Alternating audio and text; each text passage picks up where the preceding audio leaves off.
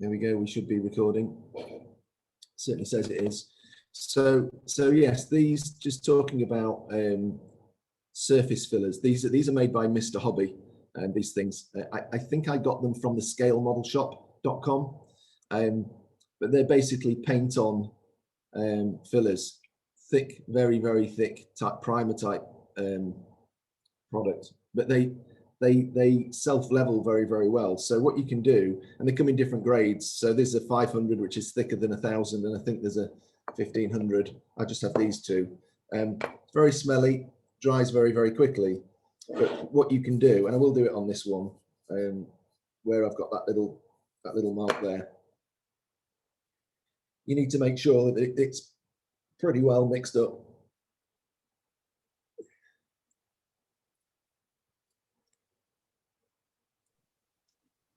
This wouldn't be an appropriate use for that stuff you made from the glue and the bits of sprue, would it, or bits of plastic? Yeah. So this is effectively extra thin glue with bits of plastic card in it to create like a thick goo. Yeah. So you can see it's quite gloopy, this stuff. And yes, you could use that, Pete. And the beauty of this is it doesn't shrink. So yes, but I would tend to use that where I was filling bigger holes. With something like this, which is very, very fine, I only need something to just level the surface out. So you can just grab a bit of this Mr. Surfacer and just, you know, just line it on. Doesn't need to be a work of art, like so, and then leave it to it. And then, you know, when it's dry, it dries pretty quick, and then just sand it back. So, and you want to be in a position where you've got, you know, no visible indentations or lines or anything like that. That's when you know you're pretty close.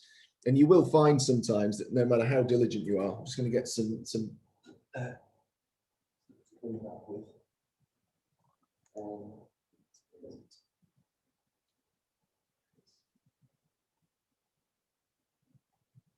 yeah, no matter how diligent you are, you'll probably find that when you put your first coat of paint on, you can still see lines.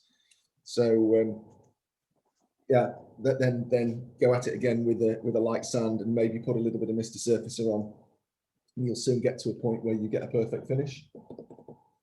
Sorry for the stupid questions, Chris. Can you just remind me the number on that Mr. Surfacer? Yeah. Is that thickness? Sorry. Yeah, it's kind of like I don't know what you would call it, like a viscosity. I think I don't know what the number specifically refers to, but the lower the number, the thicker it is. So I can't hear you at the moment, Chris. Sorry. Well, that's weird. Can you hear me now? Yeah, I can hear you now. I was only a meter away. That's weird. I could hear you sort of in the background, but I couldn't clearly hear what you were saying.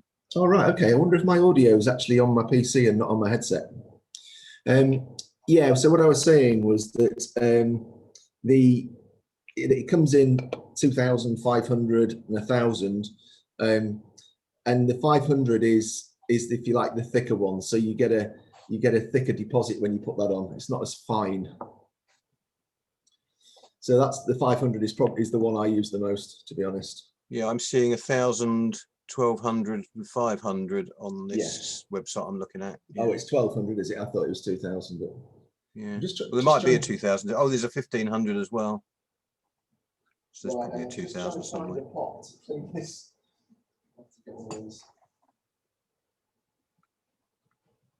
John will be getting on to me in a minute for being disorganised. What website are you on, Pete? I'm looking at S&M stuff, but I mean, it's just one that came up that I'd used S&M? before. Yeah, not that. It's not what you think. Moving on, Pete. Moving on. I'm gonna have to go. It's a very strange S&M site if they sell Mr. Surfacer. There's Mr. Surfacer and there's Mr. Primer Surfacer. Chris. Pardon? I'm seeing Mr. Surfacer, but there's also one called Mr. Primer Surfacer. What's that? Okay, so the primer, Mr. Primer is just a primer, and Mr. Surfacer is like a filler. And what's Mr. Primer Surfacer? Oh, I don't know, Pete. Because they've got that one as well, whatever that Have is. they? Yeah. All I it don't says know. about it, all it says about it is that it's out of stock. So Yes. Yeah. So either really popular or not worth stocking, one or the yeah, other. one of the two.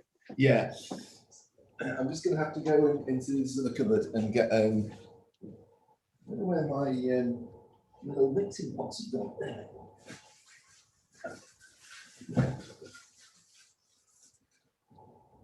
I think the Is that scale models you're on, Pete? It's Sierra November Mike stuff.co.uk. I'm sure I'll find it in stock elsewhere.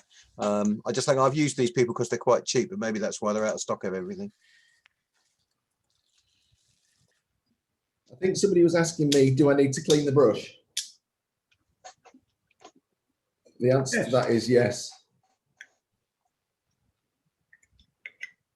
What are you cleaning that with? I'm just using some cellulose thinners, but Cellulose. It's cellulose based, is it? It's a lacquer based product, yeah. Yeah. Okay. So don't use your best paintbrushes for this, by the way. Just use an average paintbrush. It's not a job for your Winsor and Newtons. Although,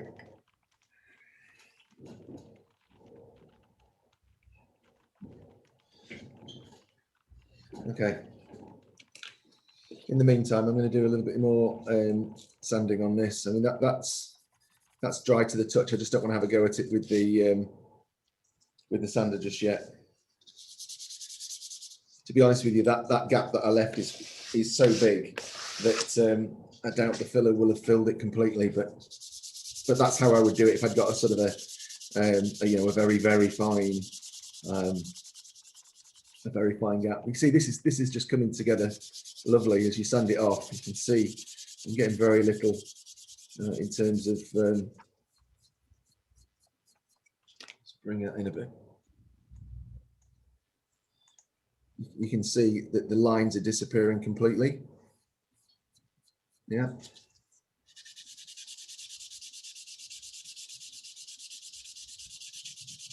Not something you can do in front of a TV, I'm afraid, though, this. I'm sure the other halves wouldn't be very happy with all the dust on the settee. So having cleaned my rubbing stick on my jeans, Yeah. what do I rub my jeans on? Yeah. It's a job for the washing machine. S&M site.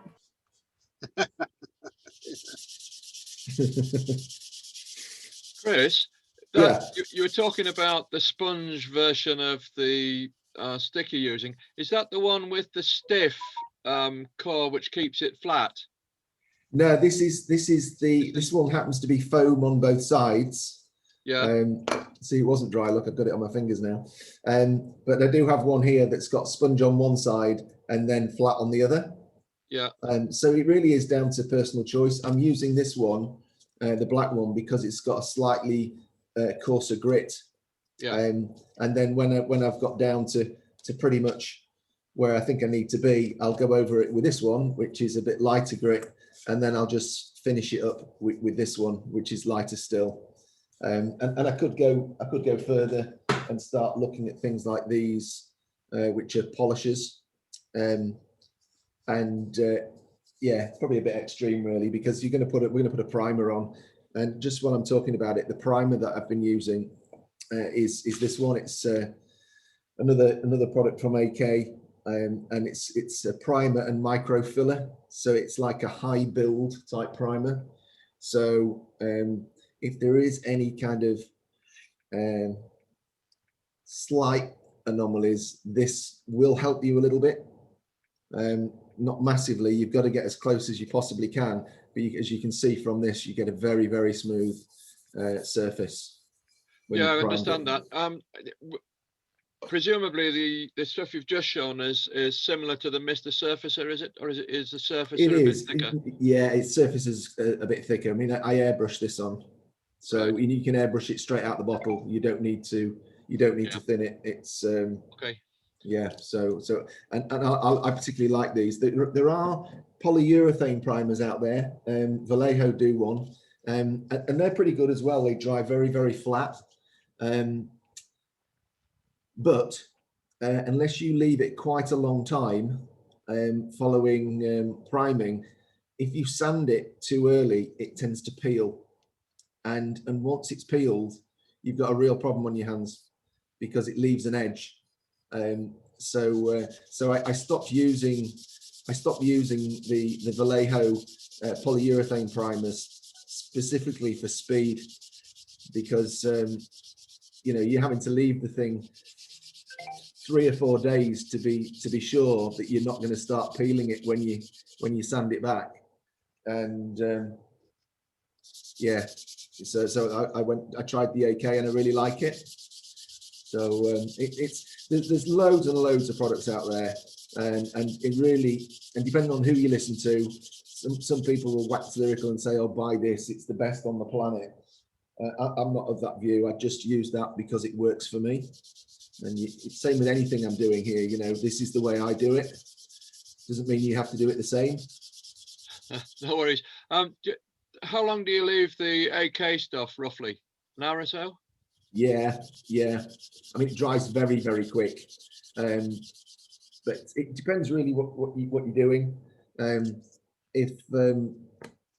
If you've got time, then leave it 24 hours. You know, it'll be nice and hard after 24 hours. I mean, this one I did back on the 6th of February. But it's, you know, it's really flat. I haven't had to go back at it with a sander. So yeah, probably within an hour or two, I could start to put a top coat on that. I try and leave it as long as I possibly can.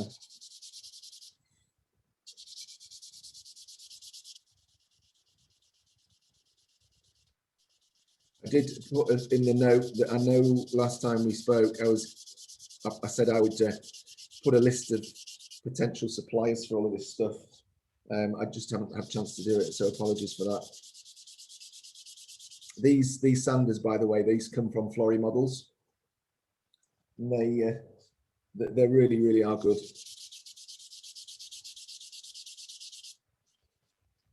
You can probably see here that can you see those dots on the top? So, We're looking at you, not your workbench. oh right, okay. We're looking at the work. I think that might can people see my workbench or Yeah, I or can me? see the workbench. No, Oh, we've got the brilliant, workbench. sorry. Yeah, okay, John. I can see your workbench, but I've got two windows open. I've got one for the main Zoom, Yeah, and a separate window which is showing the screen showing what share. you've got. Yeah, because the workbench is the screen share, and the other window is just your Zoom window. So yeah, I managed to get it like this, and I can't remember how I achieved it. So if anyone can remember how you separate and get the two separate windows, I would a note on the chat wouldn't go amiss. yeah, okay, no problem. I don't know offhand, but that's how mine just normally presents itself when I'm in the office, but I'm in the workshop today. So on the top here, you can see these little dots, and what they are, that's where the parts were connected to the sprue. So although we were very careful detaching the parts from the sprue, it still left a little indentation. Can you see that? Look like the black shiny dots. Yes, nice and clear.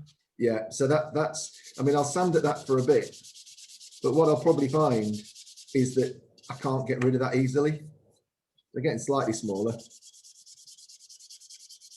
And that would be a great example. If you were to paint that now, that would stand out as nice and clear as it is on this sanding. It will stand out as nice and clear on your finished surface. So that would be a great example where a tiny little blob of Mr. Surface area, just drop it on there, leave it to dry, sand it back, and job done. I'm just going to have a go at this, see if this. Now, what should happen when I sand this Mr. Surface area is you should see it ultimately left in the indentation.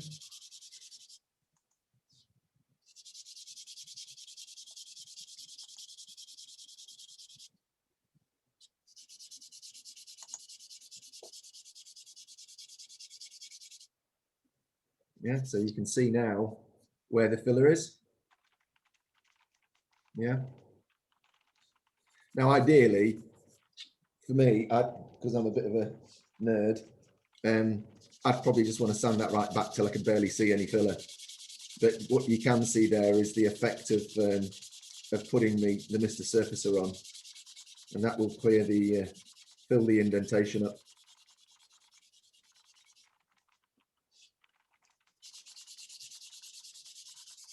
You don't have to go crazy with this, but You could always put them dots at the bottom. Say again, Cole. You could always put them dots at the bottom. That's what I would do. No, you couldn't, because on the kit there's a little exit point on here. Oh, I see. Yeah, got it now. Yeah. Yeah. So yeah.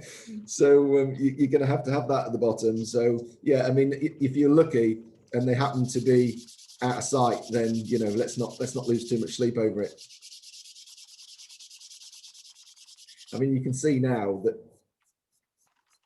I've sanded all the filler off. So yeah, wasn't really needed, but I just wanted to demonstrate how you would apply. Oh no, it's here. Here it is. Sorry, no, it's not. Yeah, I've sanded all the filler off, so wasn't really needed, but just give you an idea of how I'd apply it. How are you getting on, Pete? Because I know you're building along as well.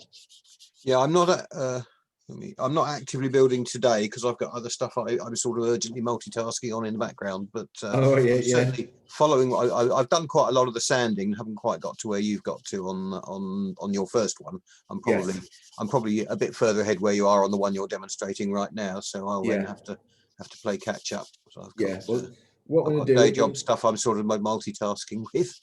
It's horrible when that happens, isn't it? When you've got to work. I know, it's terrible, isn't it? Yeah. What I'm going to do is I'm just going to work with this for the next 10 minutes or so. Then we'll have a break, and then we'll have a look at how I would work with. We'll get onto a bit more of the finer details. So we've got this sprue, which are the more delicate parts, and I think everybody who's got the kit has experienced the fact that some of the parts are actually broken on the sprue already. I've repaired one piece actually on the sprue, but we'll just talk about that and how we clean those bits up. They don't package these kits particularly well, and that's why they get broken. If you buy sort of a fairly up-to-date model aircraft kit from somebody like Edard, every sprue is separately bagged so they don't rub against each other and scratch the components, and the delicate bits are all wrapped up in foam and all that kind of stuff. They really do go a long way to make sure that the kit isn't damaged before it arrives with you. But these are just chucked in a plastic bag and they're just bouncing around with each other, so there's no wonder that bits get broken. I guess if you are, when we finally get let out, and we can go to exhibitions and the like, and if you are looking to buy something like one of these Nightwing kits, I would strongly recommend just inspecting it through the plastic bag to see if you can see any broken parts.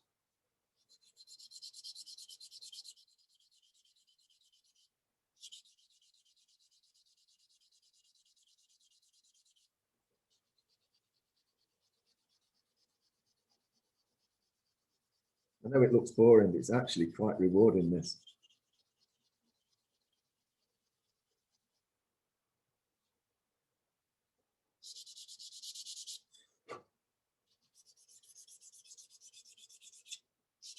So any questions on anything else we've covered so far? Is everybody all right?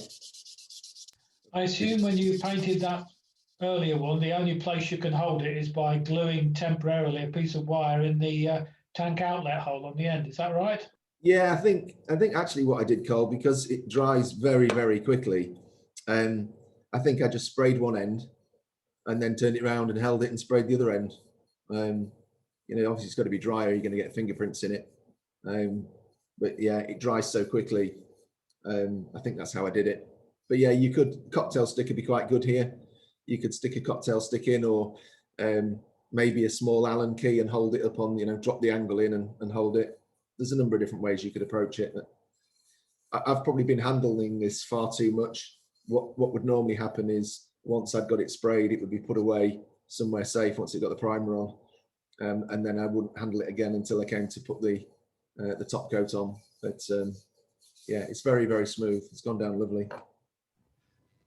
Chris, I assume that because you talked about that last time about not putting the stands on it. Yes. I suppose you could do that. The only problem, and then you've got something to hold. And the only problem with that, of course, would be that the spray wouldn't be even, would it not? No, it wouldn't be an issue, John. I think the reason why I advised not to put the stands on at this stage was because if you did then need to sand it, it would be very difficult with the stands on. Right. Yeah, because we're trying to get to the point where we have a perfect cylinder, and then you know these things get glued on. These things get glued on at some point. There's a bit of work needs doing on these, and I'll talk about that in a bit, because I've been experimenting with getting the ejector pin marks out and how we can do that as effectively as possible. It's not easy, not at all easy, but we'll cover that. One of the other things I was thinking about as well is making sure that the cylinder is in the right location, so the hole's at the bottom, and that you get the spacing right, because there's no indicator marks on this cylinder as to where the feet should go. So I don't quite know why they've done that. Maybe so that you can, if you wanted to, you could mount the cylinder vertically.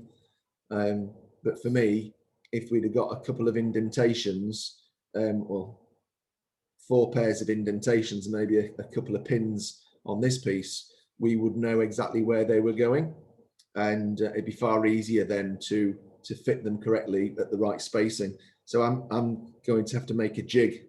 And when I say a jig, a very simple jig, and I'll show you that probably on the next session, so that I know that I've got all my feet spaced in the right way, and then I can mount the cylinder with confidence that it's going to be how I want it to be. But I'll cover that in a future session, I guess. The jig is going to be nothing more than maybe a bit of cardboard and some paper with some lines on. But you want to make sure that both cylinders are the same, if you're planning on deploying them both, that is. What I'll do during the break as well is I'll sort my view out so that I can, when you speak to me, I can see you. I assume there's no marks on the cylinders because they only really wanted to have one mould, so that they're all the same. It's going to save money saving. Yeah, I mean it would. Yeah, the tooling would be different because all of these central parts are the same. Yeah, you're right. You would need two different pieces of tooling to do that. So possibly, yeah. Yeah, and in my case, I've actually shortened the tanks because it's far too long for where they're going to go. Yes. So that wouldn't work for me. Yeah, well, what you could do is, I mean, we're only speculating now because they haven't done it, but if 4 of the little cylinders came with indentations on, you would just build your shortened version with the number of feet that you wanted, John. So you'd still be able to do that. And to be honest, if you didn't want the indentations, you could fill them.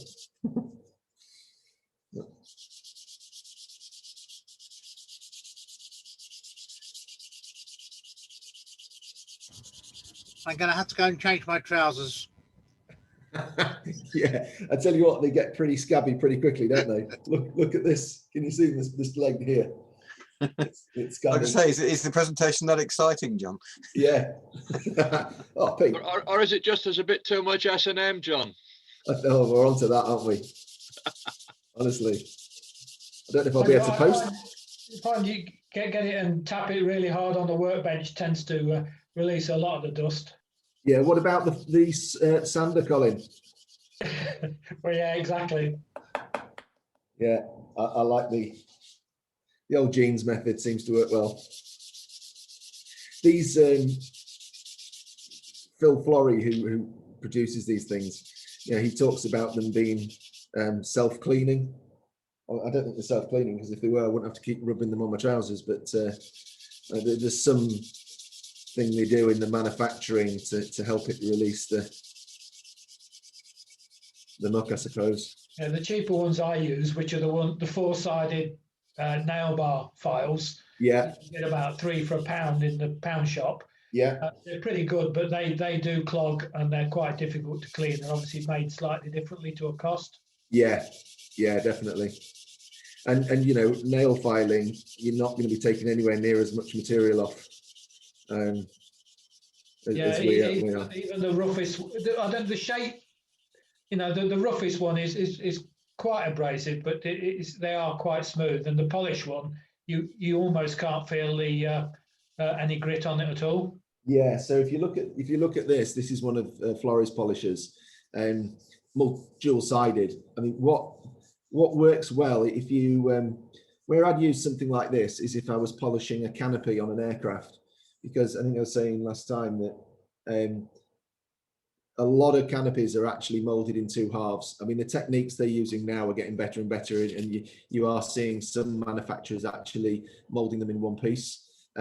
But a lot of the kits that they have right down the middle of the canopy, you've got a seam, and you know, if you're wanting to produce a scale model of any kind of quality, you've got to get that out.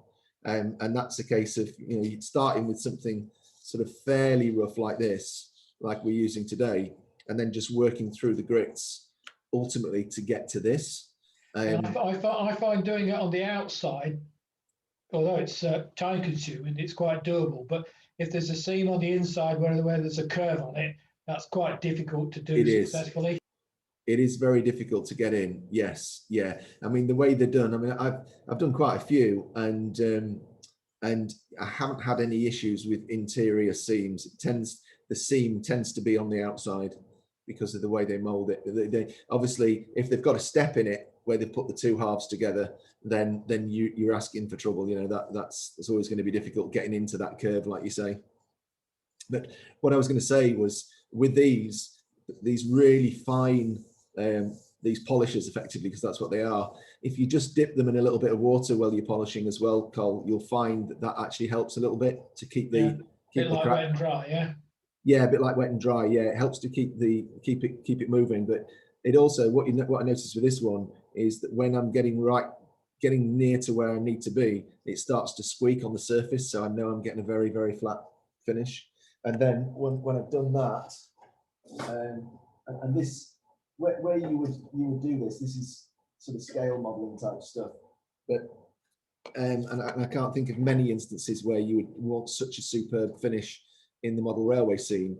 But if you're doing anything with gloss work, then that exposes your surface enormously. So once you've finished with the polisher, you can then go at it with some of this stuff. And this is like T-cut, I guess you'd call it, T-cut for model makers. So in, you know, coarse, fine, and then finish, and you get absolute perfection on your canopies and glassware and stuff like that. Anything it needs to be very, very smooth.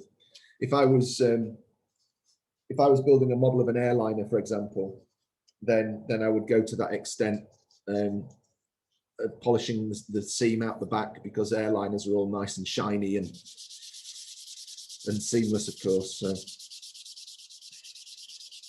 model cars as well are another example where, you know, the finish on the paintwork is really important, and you're just not going to get the finish if you don't get the surface right. So that's another example where I would polish and polish and polish before I put the final top coats on. How are we doing for time? It's nearly time for a break. Has anybody got any questions at all?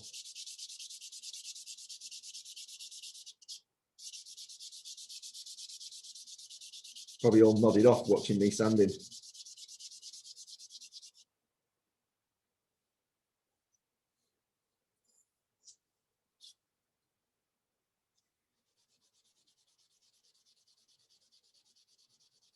What I'm going to do, I think, is I might just put a little bit of Mr. Surfacer on while I go for a drink,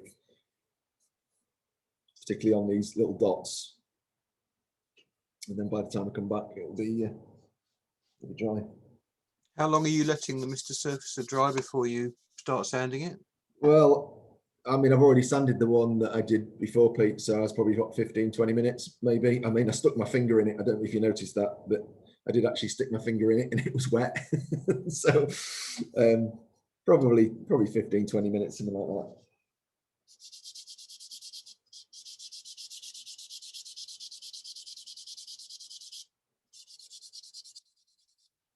Is everybody gearing up for the impending barbecue season then? Because we'll all be going out having barbecues, whether it's nice or not. We'll be barbecuing in the rain. It's supposed to be No getting doubt we'll do nice something towards the that we end of the can. week. Sorry, Paul. According to the weather forecast, it's supposed to be getting quite nice at the latter end of the week. Is it? Oh, right, okay. What about you, Pete? You were saying something? Yeah, I just say, yeah, probably do something when it's allowed. But when does that become possible? I don't know. I mean, it's only two people can meet with a barbecue in the park if you don't get arrested for barbecuing in the park. There are other rules, but yeah, it's not on the rules yet, is it? But it's coming. Oh, Yeah. if there's anybody on who's coming on any of our Rushton courses, we've just rescheduled the dates again of the first three to be after June, which is under the roadmap is when restrictions should be lifted. It's all provisional still, but I'll get those dates republished. It's starting after, I think the first one is June the 26th, which is in theory the weekend after the restrictions get lifted, if it happens as planned. So we felt that end of May, which is where we had them, was still up. How do you cope with, Sorry? Paul? Chris, I was going to ask, how do you cope where, you know, you've got a fine detail you want to file down, but, you know, your file's a bit too wide and your tendency to file, you know, other stuff Yeah. rather. Yeah, well, I mean, one of the things you can do is you can get these kind of things. These I would put, they call these skinny sticks, and you can get these in all kinds of different grades, flavors. I mean, this one's got a hard surface on the back, sponge surface on the front, and if I want to get into something really, really tiny, what I often do, as you can see I've done with this one, is I cut the skinny stick to a point, so that I can, you know, I can just get in and get what I need. You could also protect the surrounding surface by applying something like some masking tape, you know, Tamiya type masking tape. I've seen that done. I've never done it personally. You know, when you're modeling aircraft, the aircraft have seam lines. They have, you know, panel lines on. And so when you're scrubbing away with your sander, you're obliterating the sanding lines. So firstly, you have to be careful, so you're not going at it like a bull at a gate. But then naturally what you do in scale modeling, aircraft scale modeling, is you actually put the panel lines back in. And the way you do that, and there will be instances where that would be a requirement in model railway building, you know, if there's something's meant to have a seam and you've sanded it and the seam's gone, then how do we get it back in? And you can use tools like this. This is a Tamiya scriber. They call it a P cutter. And effectively, if I wanted to have a seam around here, I would drag this cutter backwards through the material, and it would actually create a seam for me. And you can get little kind of like stencils and things like that, which can be quite useful. And you can get these kind of things. This is on the end of this craft knife handle, there's a little photo etch. Not sure how well you can see that, but let's see, we'll bring you in a little bit. There's a little photo etch there, and it's got a very, very fine point on the end. So if you needed to etch a panel, a square panel into something, you would put a stencil over the top, and then you would effectively scratch the material out using the stencil as a guide. I think I was spraying something the other week. Let me grab that. And no comments from you, Mr. Brownlow, as to what this actually is. It is, in fact, a fuel tank from a model. And as you can see here, we were using this for airbrush demonstrations, but you can see that that seam around here. Well, this was actually 2 halves when it was born, and I've obviously glued it together and sanded it within an inch of its life to make it perfect. But then I had to put that seam back in. Can you see? Because the real thing has that seam on it. And the way you do that is, I'm just going to try and find the, and then we'll have a break.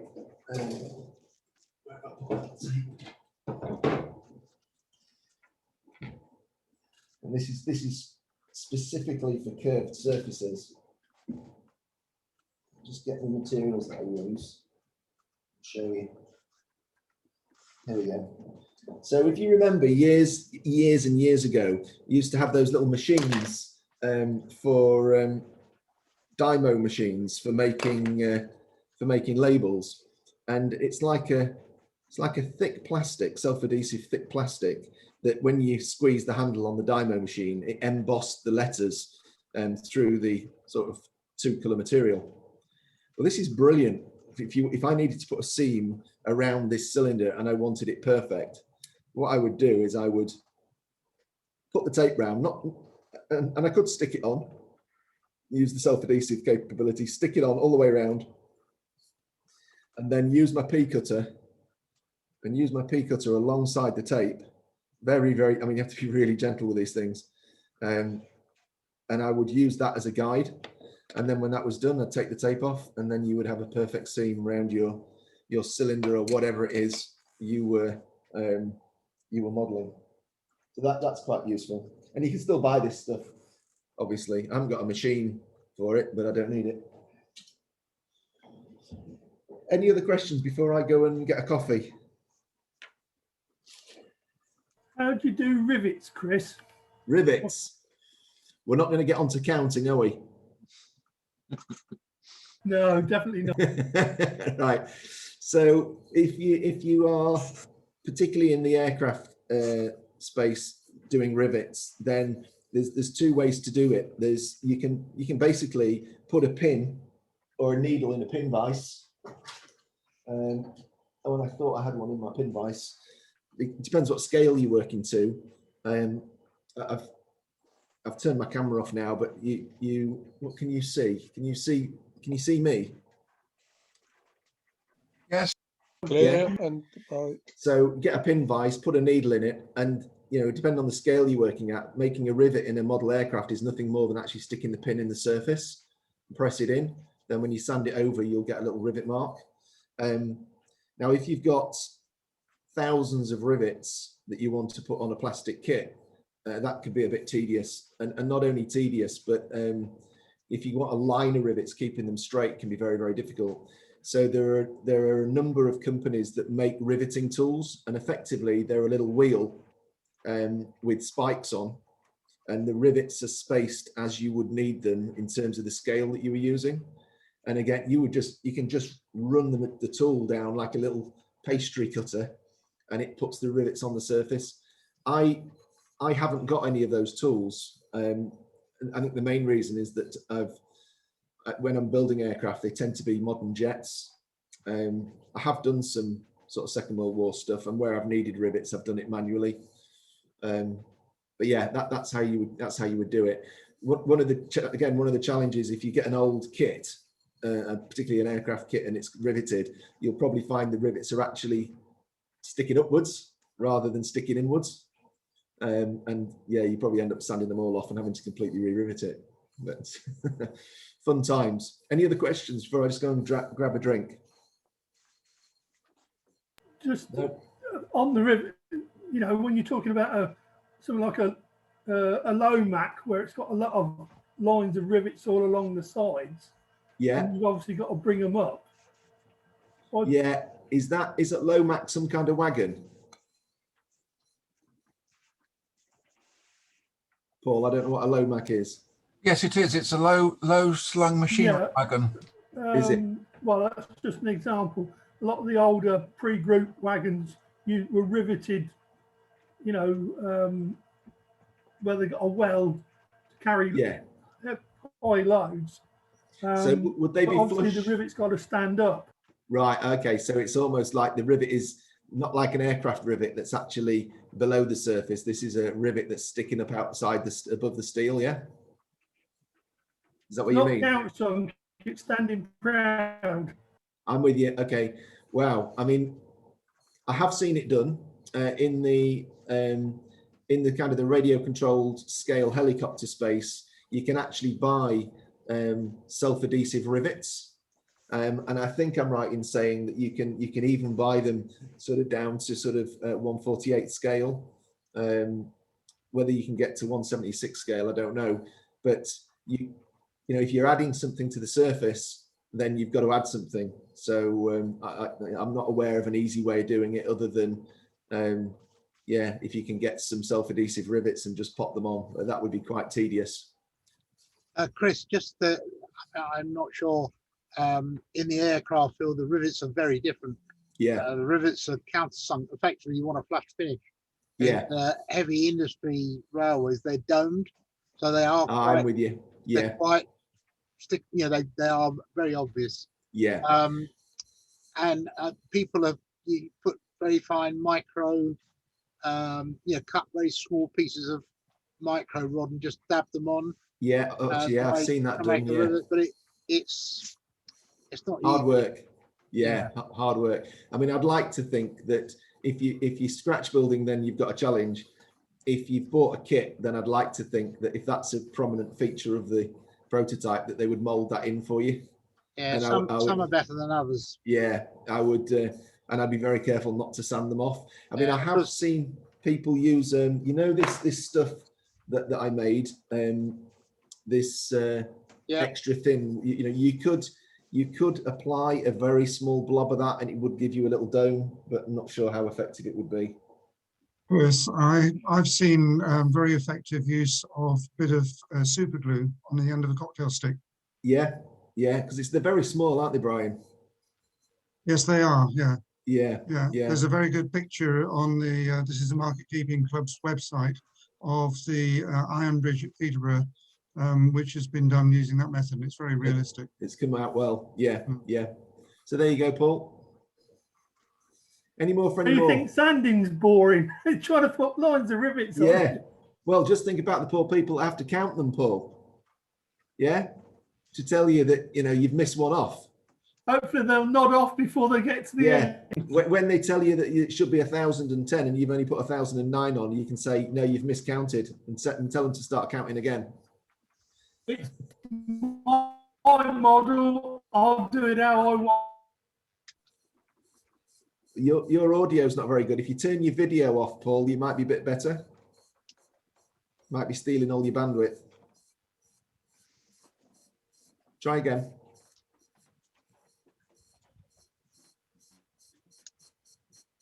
No, looks like you're struggling there a bit. You're muted at the moment, by the way. Coffee.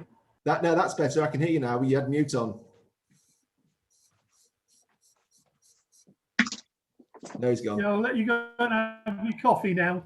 Oh, appreciate that. Shall we reconvene about 25 past? Hey, Alistair, just spotted that you're here now. I can see everybody. How you doing? You muted. Yeah, I know. Automatic. Sorry. Yeah, I'm all right. Yourself? Yeah, good. Did you get your thing from Scale Scenes? Your voucher? Oh God, yes. Yeah. Already spent it. Have you? What did you get? I'll tell you after, because I need to bring it up because I've already downloaded them and I can't remember because I've already got about 20 kits already from them. Right. So, okay. So I'll share it with you when you come back. All right, no worries. I'll see you guys in 10 minutes or so. All right, okay. See you in a bit.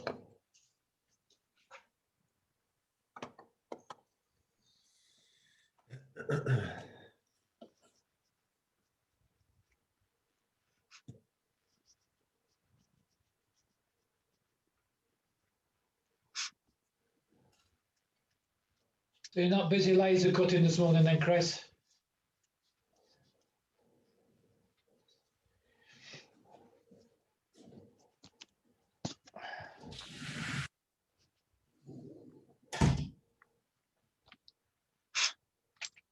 Right then, John? Yeah, I'm fine. I'm just going to go and get myself a cup of coffee, Colin. Fair enough. And change of trousers. For all the right reasons, yeah. I've just put a URL in chat for.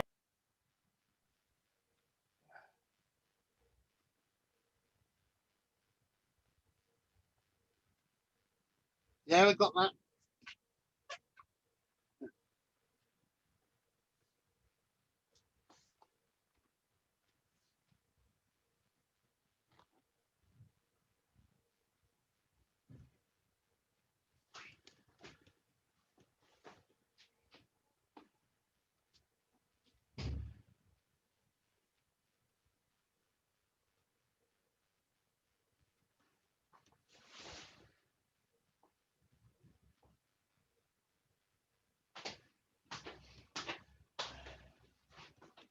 Okay. We go for a walk, are you? Yeah. Just a minute, let me mute.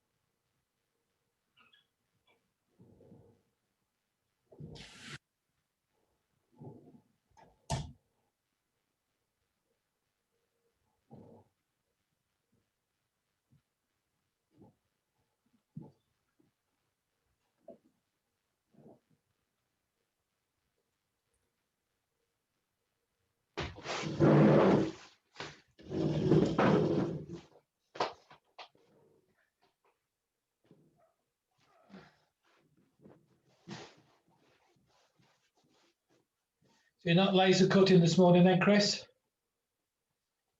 Oh.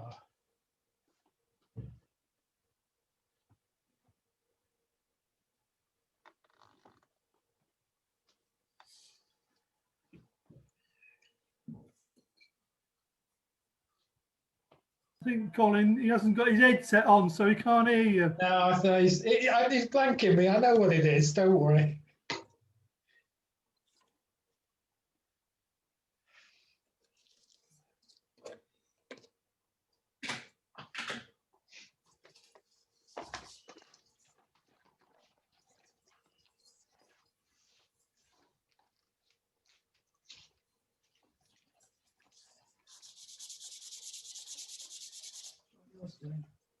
Oh, go on then. No, you do yours first. I'll do mine separately.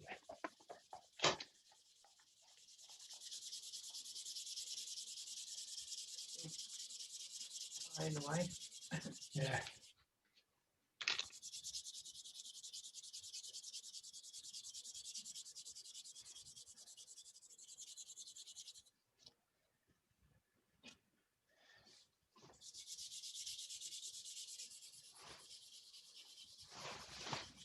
That's cool. You want mine then? That's the fresh one. But yeah, extra clean.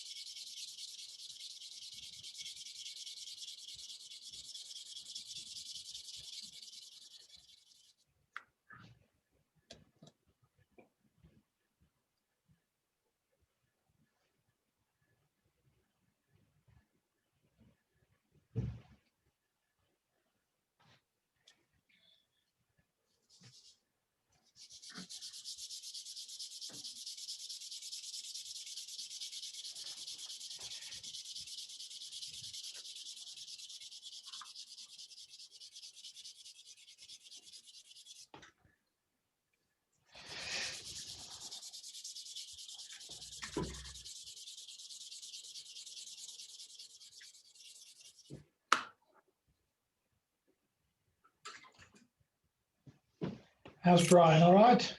Yeah, not so bad. Colin, yourself? Yeah, good, thank you. Do you think there's almost certainly going to be an exhibition in November at Peterborough? No, that's cancelled. Is it already cancelled? Yeah. Well, I've heard sort of unofficially by someone who thinks they're in the know, but I've not been told. You know, I mean, BRM haven't gone public, I don't think yet. But They might just be holding their breath in case it clears up better than we think. Well, who knows? But you know, that sort of the word from someone in the know supposedly is that it's cancelled. Yeah. Yeah. Which is a shame because it was a nice little learner for our club. But there we are. Yes. Yeah, it's 2 years worth of money that you've not got come in yet. Yeah, yeah. Yeah. I don't suppose anyone online there at the minute has got any interest in 3D printing, have they? I know Chris. Yeah. He does, and Alistair does 3D. And is it Gary does 3D? Yeah. Yeah. Sitting right behind me. And Pete and Judy. Yeah. And so me too. Right. In fact, I was going to ask, has anybody get experience of the resin printers? Well, that's what I was going to ask, because I mean, I'm fine with stuff like this, which is something I've been making for in the workshop. But when it comes to things like that, which is an oil drum, I don't know if you can see it. Yeah. On the sort of presser printer, it's not much cop. I've lost a lot of detail off the top, which with it being black, you won't be able to see anyway. But I'm just having got used to sort of printing things on the presser. I'm struggling to know how to align things when you slice them on the resin printer, because everyone seems to be printing things instead of vertically, sort of at an angle. And I'm struggling with that and supports and things. What printer is it and what software are you using, Brian? I've got an Elegoo Mars. Right, yeah. And I can't tell you the software at the minute because my other laptop is being updated. Are you using Cheetahbox? Cheetahbox, that's the one. Yes. Yeah. Okay. Yeah. So I mean, when I've done things like that, yeah, I tend to do them vertically. To be honest, I wasn't losing any. I guess it depends on the model that you're printing. Well, it comes with a couple of chess pieces as a test piece, doesn't it? Yeah. Yeah, and I printed those off, and I lost a couple of bits of the turrets off the top. Oh, right, okay. You know, the castellations. Yeah. And then for a friend, I printed off some very small. This is an O gauge now. Roof vents for a BR Mark 1. Yeah. And again, I printed them sort of vertically, if you like, and you could hear this sort of knocking noise as the printer's printing. Yeah, is that as it's pulling it off the FET? Could be, yeah. Yeah. Okay. I mean, it's you probably. I mean, when you said you lost some of the detail on the castellations. Yeah. Were they after you'd cleaned the printer out? Could you see the little castellations? There was bits. Yeah, there was bits in the resin. Yeah. Yeah. Yeah. So it's probably to do with maybe your curing time or something like that. Because if you spend too long, you know how in your software you can adjust the curing time. I haven't delved that deeply yet, but yeah. So depending on what resin you're using, there'll be a recommendation for your curing times and the like. And if you don't have that right, then you've got to make it cure enough so that when you try and pull it off the FEP, it comes off as a hard piece rather than it's still all gooey. Yeah. Yeah. So that would probably be my first port of call. What would you think then to increase the exposure time? I don't know. You'd have to experiment. You know. I mean, I haven't got an Elegoo Mars, but my printer came with a like a test piece as well as the chest bits. Yeah. It came with a test piece that you do, and you can print all these different parts off on this test piece, and by examining the test pieces, you can see which are the best settings, because each test piece in the software has got different settings for the exposure time and the like. So if you overexpose it, you get one kind of issue. If you underexpose it, you get another, and it's just finding that happy medium. All right. So I've been playing around with the Z height, thinking, perhaps misaligned slightly. No, you've got to get your Z height needs to be. Have you done the? You know, when you're aligning the Z axis to the FET, Yeah. have you done it with the piece of paper trick? Yeah. Yeah. Yeah. Okay. Once that's set, don't change that, because that will cause you problems. Or you've been changing the Z height in the software. Yeah. All right, No, okay. no. The actual alignment of the Physically. plate. No, once you've got it aligned, don't change that. That'll cause a right headache for you. Because what happens is the plate, that's the gap that the build plate has between it and the FEP. Right. Yeah. So, No. When I say I've changed it, because you have to set it in the setup process. Yeah. I've gone through that setup process 2 or 3 times now. Yeah. And it hasn't improved things. Yeah. So as long as you've got it nice and flat, then what I found is if you don't get it nice and flat, then you'll find that the model falls off on one corner and you get a sag. Yeah. So and if you're not getting that effect, you'll be fine. So well, with these roof vents, I printed off 20 in one go, I think, at one point, and I lost about 10 of them. Right. And when you say lost, were they just not there? Yeah, basically. Yeah. Yeah. Okay. It sounds to me like the resin setting times and the like. But if you go online on YouTube, there's some really good videos talking about troubleshooting resin prints. So that's what I do. Les, were you going to add something? Chris, a very good guide to watch for anything to do with printing, 3D printing with resin is 3D Printing Pro on YouTube. Right. Okay. He's an American, but is really, really good, and he'll go through a whole load of different settings that you should try. You know, like if you depends what slicer you're using. He uses Jitterbox. Yeah. He does things like what supports you need to do, tweak the support so that if they need to be supported, you know, when to print it flat on the bed and when not to print it flat on the bed and things like that. Give you an idea. Brilliant. Do you want to drop that detail in the chat, Alistair? Yes, I have. So look at that. That's printed straight on. That's a flex plate. These are on. These are chimney pots. Right. 220 of them printed like that. But And that what, I use. I've got 2 3D. Sorry. What have you printed on? A flex plate? A flex plate. Yeah. So it actually, if I do that, you actually see that it actually bends. Yeah. Is that so you can get them off easy?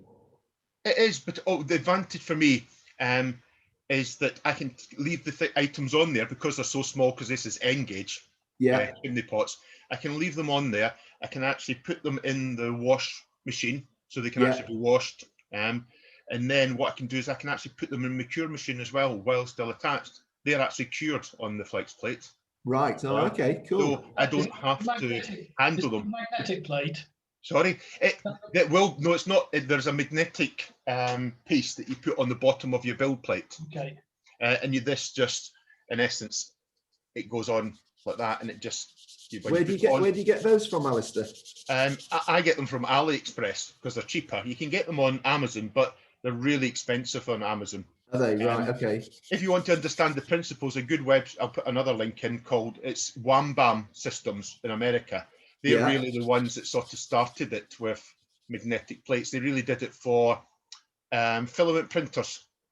So that's where they really started it on. But then they've developed it to go onto resin printers. Yeah. Let me just get one of my build plates and I'll show you how it works. Every day is school day, hey? Absolutely. Excellent. I've got a new. So here we have. This is a build plate for a Elegoo Mars Pro 2. So it's actually small in relative terms to. You can see if you compare it to that, you see the build difference. Yeah. So what you have here, if I take that off, like so. So on your normal build plate, that's adhesive magnetic sheet that's on there. Yeah. So that stays, the magnetic piece stays on there the whole time. You never take that off. But what you generally get is I always get 2 of these. Yeah. So what the advantage is once you're printed, one, you can take that off, and if you need to go again, you can then put the other spare one on, and you can get the printer going while you're cleaning. Yeah, good idea. So all that then happens is when you put that on, is I'll stand up and do it because it's probably easier. So all you're doing is lining this up with the bottom. Yeah. And then you're ready to go. That's it. And you do your Z registration with all that on before you start printing. What you need to do with when you add these, you have to print a spacer. But the link for Wambam that I'll put in explains all that. So you do need a spacer because on here, naturally, the build plate was originally there. Yeah. Then I did a bit of a magnetic sheet plus the flex plate. So you've increased it generally by about 2.5 mil. It depends on the thickness of the magnetic sheet. So you have to put a spacer because otherwise there's people who do it and they say, well, it makes a grinding noise when I try and print. Yes, that's because it's trying to push the build plate through the LCD screen. Yeah. So that's what's happening. So could you not just take that build plate as you've got it and then just reset your Z axes with that, almost as if that's the new build plate? It doesn't on some machine, especially on Elegoo's, it doesn't quite work like that. I see. Okay. But the reason why is because on the Z axis on the column, there's a little bit of metal that triggers a light switch. So as it goes down and it triggers it, it bottles it at 0. But the problem is that that you need to put the spacer so that it pushes it down by that distance. Also, it depends, different printers are different. What you do is you've got to make sure that the two nuts here, two bolts here, because this whole thing, when you're resetting it, it has to be flexible because there's a certain amount of give in the column there.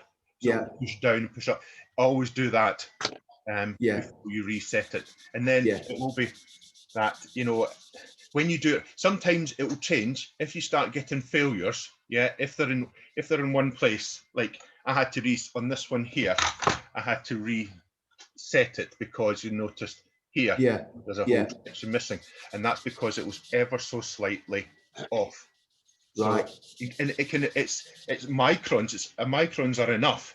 It's really tight tolerances, aren't they? It is, yes, because I'm printing at 50 micron layer thickness. Wow. So it's really if you don't get it perfect, then I mean, when I first started doing this 3D printing malarkey, I bought a really cheap what is it I've got, a Photon Zero. So any cubic Photon Zero. And what I've very quickly realized is the resolution of the LCD is not particularly great on it, plus other problems. It doesn't work, that particular model doesn't work with Tutorbox. You have to use the the Anycubic software, which isn't great. So at some point, ultimately I want to buy another one. I mean, you've obviously got a couple of printers. What would be your recommendation to give me the highest resolution print? For me, well, I started off with my Elegoo Mars 2 Pro because at that point in time that was the sort of seemed to be a good one on the market because it'd gone to a mono LCD screen rather than an RGB screen, and you get about 2,000 hours life out of it. Right, it has to be replaced. But for my birthday, my wife, because she saw me looking on Amazon all the time, my wife bought me an Elegoo Saturn, so that's the big one. Right. And that's their newer one. It's about, the build plate probably is about 3 times the size of the other one. Right. Okay. You get a lot on it at once. That's what I the thing is, you can only, it's like you said before, Chris, you can only go with what you have. You can have, people can recommend anything to the moon and back, but you can only go on how you find it. I get on with them. So while I get on with something like that, then I don't change. I've got on so much that I've actually started my own business now with 3D printing and model railway stuff. I thought that might be coming next. Yes, I have, because that's because I found the thing that I've always, even though I loved the previous job I had, I love this. I find this really enjoyable. It's really challenged my mind to do with designing my own stuff and then printing it. I should point out, these chimneys are not mine. They are Mike Collins chimneys. Are they? Yes, Right. yes, he's designed. all Yeah, these. he's smiling. I'm the bane of Alistair's life at the moment. How much are your chimneys? I want some. So I've done. Let me just start my screen share again, because I've done some chimneys as well, and it seems to be a very popular pastime. Just get the right camera. Oh.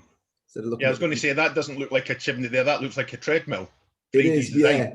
Well, I don't know if you were on earlier, but I was explaining why there's all mud behind it. That's what happens when my daughter goes on it with her dirty trainers. Oh.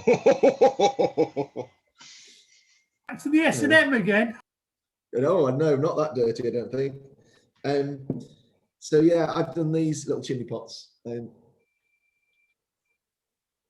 these are designed to go on the scale scenes buildings. Yeah. So I think they call these cannon chimney pots, don't they? These types where they've got they taper very slightly, and then they've got a little rim round. And then I did these little chimney pots as well. So they came out quite nice. I haven't weathered them or anything yet. All I've done is just stick the base coats on, but there'll be a bit of weathering and the like, a bit of dry brushing around the top to make them look a bit sooty. And it replaces the base on the scale scenes kit, because as much as they're fantastic, unless you're really, really careful, you can't get the little corner seams with the wrap very neat. So I've just replaced the whole thing.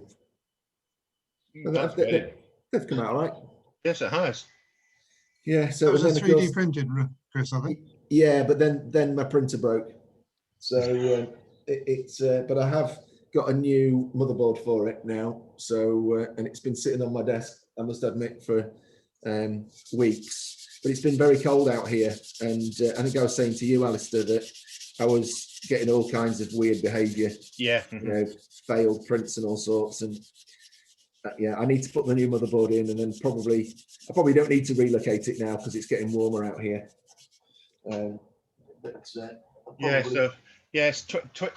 what is it in the shed? It's 23 at the moment, so my heater's on the whole time. Yeah, because it doesn't bother me because I'm down here near enough every day when I get allowed. Yes. Yeah. Right. Downstairs in the workshop, they've got this place is 2 stories, and downstairs where my laser cutter is, because the laser cutter uses a water cooled tube to keep the laser cool. You got to be really careful it doesn't get frozen. Yeah. So I have a thermostat that's at 5 degrees, turns the pump on, and turns the heater on. I've got a fish tank heater in my water container, so it turns the heater on, and I come in the morning and it's like 3 or 4 degrees and the pump's on. So I've got all my, it's an old barn, so it's not the warmest of places. So I've got my thermals on and the coat whilst I'm laser cutting. Temperature doesn't seem to affect the laser though. It seems to work okay, whatever temperature it is. On the subject of 3D printing, just to move back again a step, my experiences with is filament deposition, but there's I put a link on the site on the chat for the Merg 3D resin 3D printers, hints and tips. Bob Gledhill's contributed quite a lot of that, and there's a new one link topic just come up on the Scale Forum website, if any of you are members, with Flymo describing his experience with his new printer, which he's just getting up and running. That might be helpful for some. Yeah, thanks, Les. No worries. Plenty of sources of information for you, Brian. Is there anybody could print me some? I've designed the end doors for LMS CCT, and I just want them printing. If I could send them, I've got It's all designed in Fusion 360. I just need somebody to print them off for me. I think that's one for you, Alistair, isn't it? Yes, you're more than welcome to send. Mike does it all the time. Sends me stuff to test. It'll if you send it over to me, I'll pop my email address in the chat. But just send it over to me. I'll have a look at it and I'll let you know how. Because some things are far easier to. It's all right designing it, as me and Mike know. But when it comes to print it, sometimes the printing of it doesn't go as well as you hope. So yes, fire it over and I'll let you know. Thanks very much for that. No worries. Right. So my arm's nearly fallen off, but I'm pretty much there with that. There's just a little bit more work to do. I've still got one or two bits and pieces here, but I thought rather than just continuously sanding, then I'll move on to something a bit different. Mick did actually put a comment in the chat. He was saying that one of the things you can do if you do need to keep the dust down is you can stick your sanders in water, and again that will keep the dust down. It's not something I do unless I'm really polishing, but yeah, if you are in the living room in front of the telly and you don't want dust everywhere, then stick a bit of water in it. It's almost, I can't leave this alone. It's really right. So let's take a look at this other screw, which has got all the tiny bits on. And before I do though, I just wanted to mention this because I actually took this out of the drawer when we were talking about scribing, and this is a little device made by a company called CMK Kits.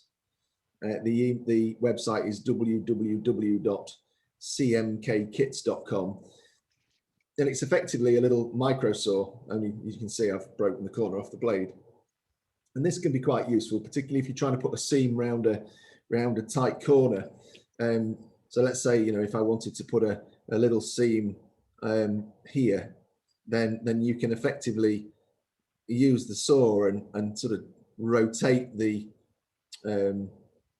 model there to get a seam. And they're also very handy if you are kit bashing. I did a kit where I wanted to expose quite a lot of the panels, and this is a very, very fine saw. It's actually double-sided, so you've got really fine on this side and then probably a little bit more coarse here.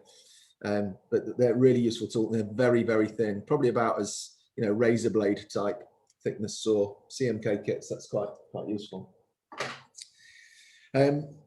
So let's have a look at some of these bits on this sprue. Let's just bring you in a little bit. So we talked previously about ejector pins. Just find my little pointer. There we go. Desk's getting a bit untidy. So you can see a number of these parts have got ejector pin marks in them. They happen to be the grills, so you won't see those. So they've been fairly clever where they've put those ejector pins. Again, there's all kinds of ejector pins marks on here. Yeah, but again, pretty clever because it's actually the underside of the grid work. So yeah, not a problem. Where we do have a problem with this kit with ejector pins is in the is with these little stands, because there's obviously only ejector pins in one side, but as you can see, depending on how you position the model, and I would give this some consideration before you put this together, if you do choose to do it, is I would be looking to see how can I do this and position it such that I can't see those ejector pins. If there's situations where you want to get rid of them, and me being me, I do, and I was experimenting with using Mr. Surfacer, and even I really flooded this area with Mr. Surfacer, and you can still see how pronounced the ejector pins are. So, and they're very difficult to get at. And they're actually embedded. Sometimes you see them and they're proud of the surface. And these are actually just like little holes. So it's just a case, the flooding didn't work, I think it's fair to say. So I think the way I'll approach it on my next attempt is to effectively just blob Mr. Surfacer in the middle of the ejector pin and let it settle down, and hopefully get to a point where it's sitting slightly proud of the surface. And then I can take one of my little sort of adjusted sanders and I can just get in there and I can just flatten the surface off. So really depends how far you want to go. You know, you might even want to have some foliage growing up underneath the tank, and then you wouldn't see that anyway. So ejector pins we need to be aware of. The other thing we need to be aware of, and this is particularly prominent on small parts such as this, small tubes and the like, where the two halves of the mold have come together, you often get a step. There shouldn't be a step. If the mold aligns perfectly, then there shouldn't be a step. But even if it aligns perfectly, you often get a slight seam, and we need to remove that, because again, the minute you put some paint on it, it's going to stand out like a sore thumb. And if you then choose to weather it, and depending on what weathering techniques you use, if you do a sort of what you might call a pin wash or a wash of some sort, where you're using a very, very thin paint mixture or wash, it will just run straight down that seam, and it will just make the seam jump off the part for you. So you need to get rid of them. So a number of ways of doing it. I'm going to take one of these pipes, which I've already done. Here's one I prepared earlier, true Blue Peter style. But I'm just going to take this one off the sprue, and then I'm going to show you how I'd go about getting rid of the seams.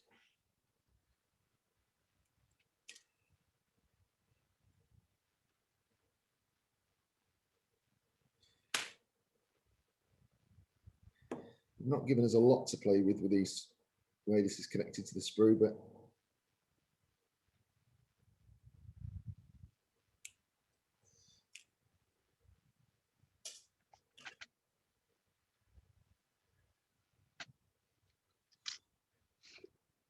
they've been quite clever here. I don't know if you can see this, but what they've done here is they've actually put like a blob of plastic, and then the ejector pin is sitting on that blob of plastic. So that's how they're able to push this piece out the mold without leaving the ejector pin on such a small surface. So that's actually quite good. A lot of manufacturers now you're seeing doing that all the way around the sprue. So there'll be all these little extra parts all covered in ejector pins, a bit like this really, where you can see that there's ejector pins here on the sprue, and they're doing it far more now so that they can get it out clean, which is good. So see if I can get in with these. It's a bit tight in there. Yeah.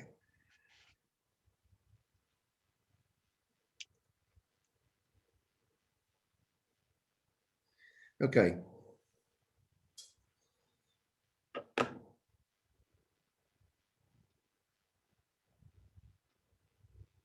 Let's try and get that into focus for you. Now we can. I don't know if you can see that. It's a very faint line just down the back of that part. Can you see it? No, not really. I'm full screen and I can't. You can't see it. It seems to be better on this side. Just trying to get it at the right angle so that it. Yeah, it's always a problem to actually had to get the light to show it. Yeah. There. Yeah, I think you can just catch. It's very faint. Just catch the reflection in the light more than anything else. Yeah, just as I'm rotating it, you can probably see it. There. Oh, there. Can you see it on that one? Yeah. You can see that. And so what we've got here, and I'm sorry I can't get you a better shot of that, is we've actually got a situation where the two halves of the mold are not perfectly aligned. So rather than get a circle, we've got two half moons that are kind of like that, which is not great, not easy to fix.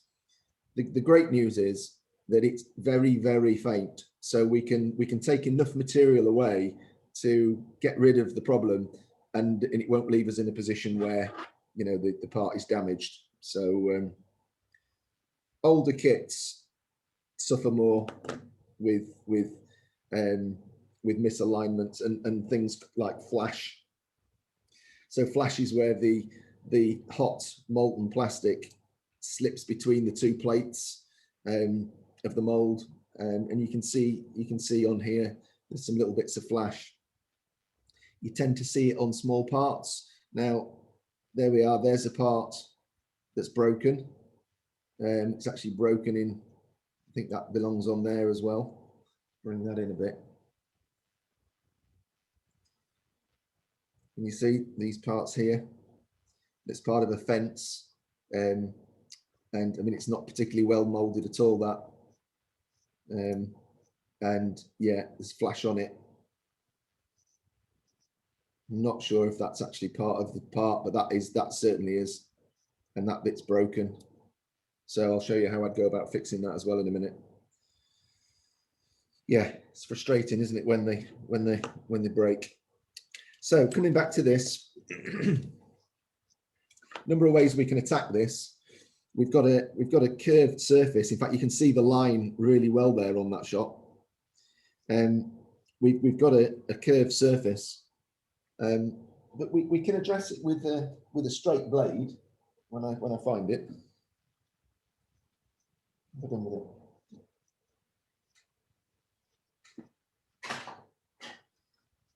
Ah, so it's on my other bench. Won't be a second.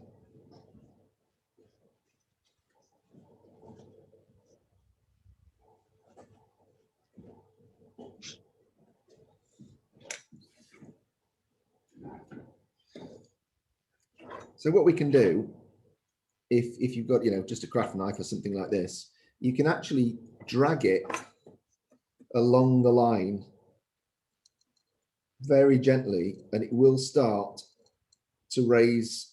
You can see that little bit of plastic coming off. It'll start to remove the line. Now, if the two halves are perfectly aligned, then that's superb, because you'll just take the little seam off. Another way of doing it, you don't go crazy with this, by the way, because it's not curved. So you know you'll end up with a flat on it if you go mad. You're just stroking it. And what you can get is one of these little tools.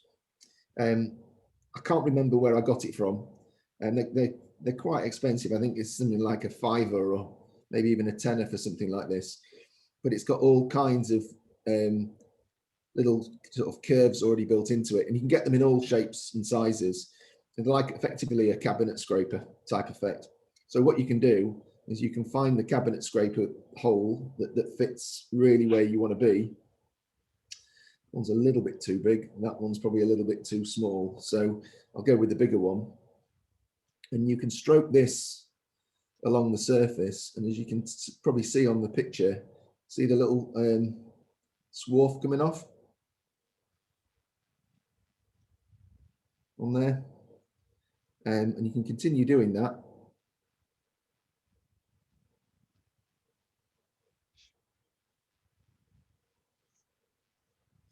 until you're happy that the line has gone. Come at it from the other end so that I don't snap the piece while I'm trying to clean it up. And again, you don't need to go crazy with this, just gently, but you can see how effective it is at taking the line out.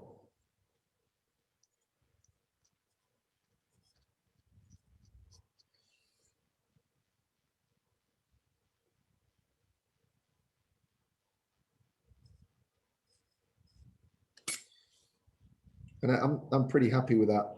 You can barely see the line now. So what I would do then is I'd take a fairly lightweight sander. I'd probably even use a little skinny because they're a little bit more gentle. Sponge one again, and I'd just finish it off.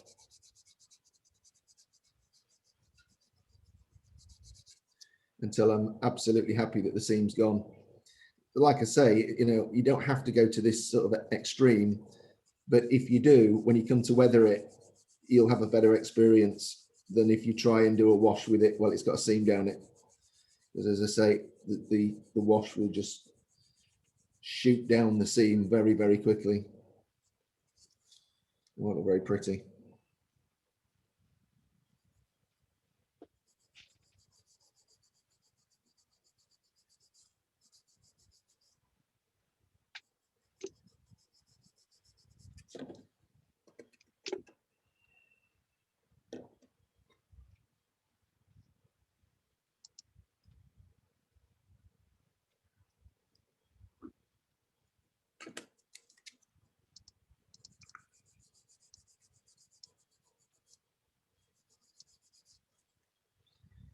So that's one side. I'll do the same on the other side again in a second. Where you've got these like collars, you know, I've left a little bit of material there where I took it off the sprue so that I didn't end up with an indentation.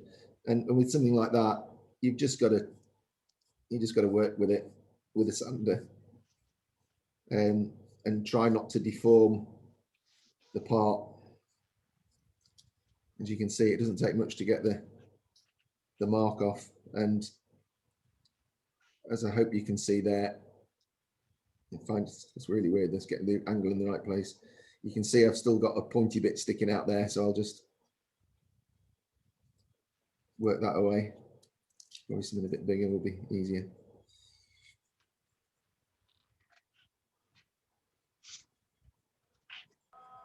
You've got a bit of a mould line on the other side as well, Chris. Yeah, I haven't had a crack at that one yet. That's where I'm going next. You're going to get it on both sides. So same applies.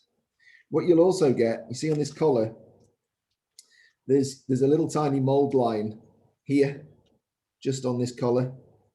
I don't think you'll be able to see that. But again, the only way to get that out is to just gently get your knife in and give it a little scrape. That gets the bulk of it away.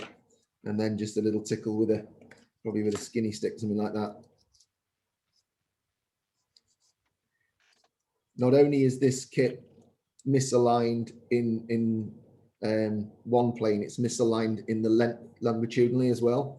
So when you look at the collar, there's a step in the collar as the two parts of the collar are kind of like that. Very, very difficult to do a lot with it.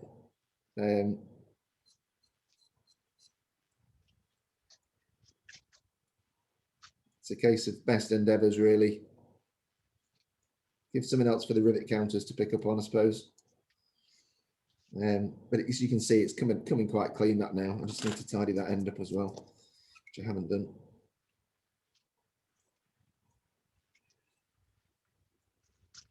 So actually trying to do this as well so I can do it and you can, without my fingers being in the way.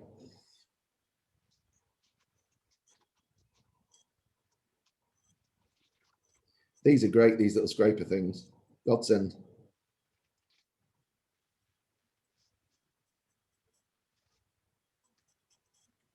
And if you do get one of these, never use one that's too small. So if you go in too small, instead of getting the curve you want, you get like tram lines down it.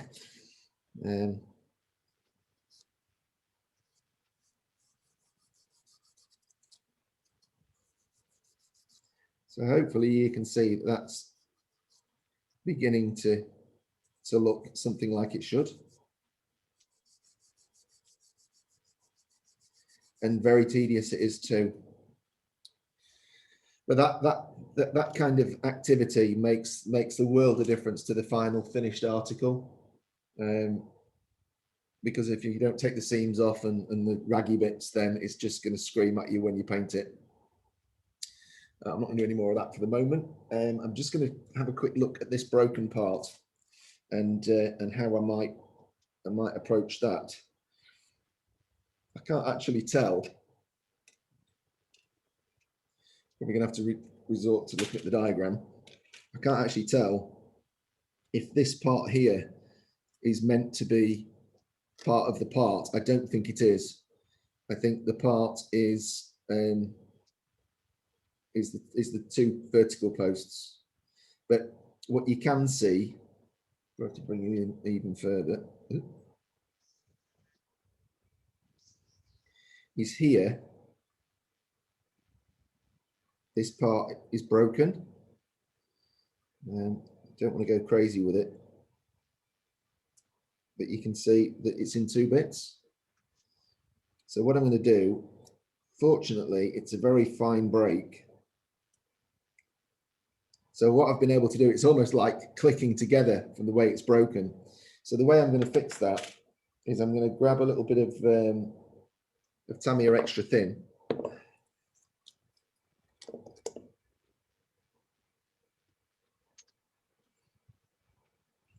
I'm just going to apply it on the break. I'm not going to go crazy because it's a very, very fine part. And then I'm just going to leave that to dry. I did the same on this part here. Find my RM. So you can probably just see it. There's almost like a little groove in there at the point of my blade. These 2 parts had actually snapped. So what I've done is I've just dabbed a little bit of extra thin on it and welded the 2 together. Not quite sure how far I'll go with that when it comes to applying it to the model. I mean, these parts, they do have a seam on them. So I will be scraping the seams off here very, very carefully. Yeah, so that was another piece that was broken.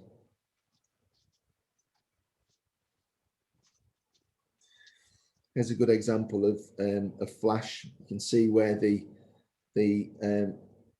styrene has leaked out between the plates, and again you can just scrape that off. Just be careful so you don't break the part. But did you find that's easier to clean up while it's on the fret? No, I don't normally, Cole. And the reason for that is that it's less easy to maneuver it. So I guess you could. Horses for courses. It's like all of these things. If you feel more comfortable doing it on the fret, on the sprue, then do that. The same with painting on the sprue. I think we talked about last week. You know, the purist scale modelers. You know, how dare you paint on the sprue? Well, actually, if you want to, you do. It's up to you. I'm not. It makes no difference to me. And there are some cases where that works. Other cases where it doesn't. Okay. So any questions on that? I mean, that's pretty straightforward stuff, to be honest. You just have to be patient and gentle. Otherwise, you end up with a substandard result. Just going to take that. Where's my little file? There we go.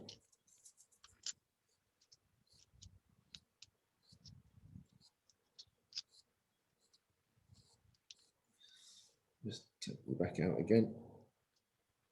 Any questions, anybody? Everybody cool with all of that?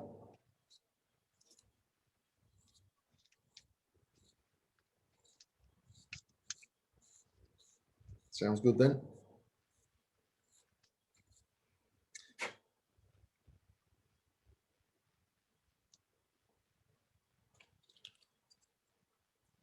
Are you still here, John Gowers? Because you're very quiet. Yeah, I'm getting on with stuff. Are you? Cool. So I'm just doing this little piece around the corner here, and you know, you can't get anything in there other than a knife, so you'd struggle to get this in. I can probably do the outer surface with it.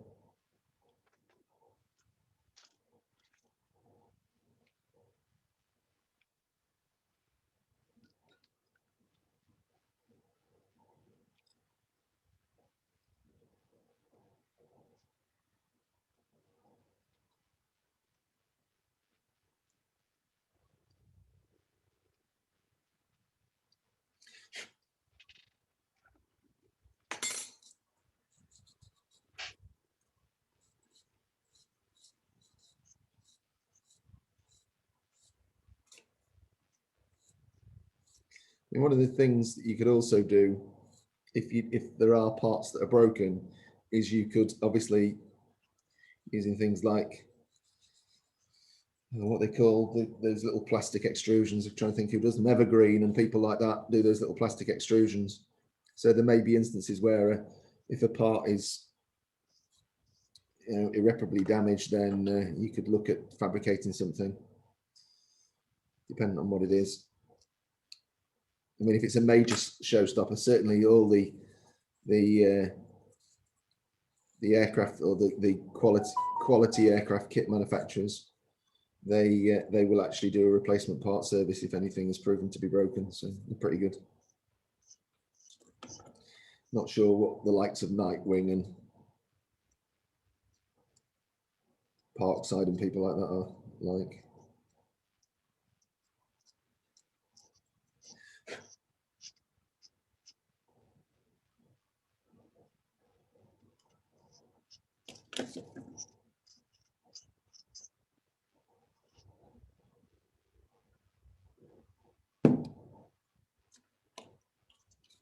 Slight diversion, Chris.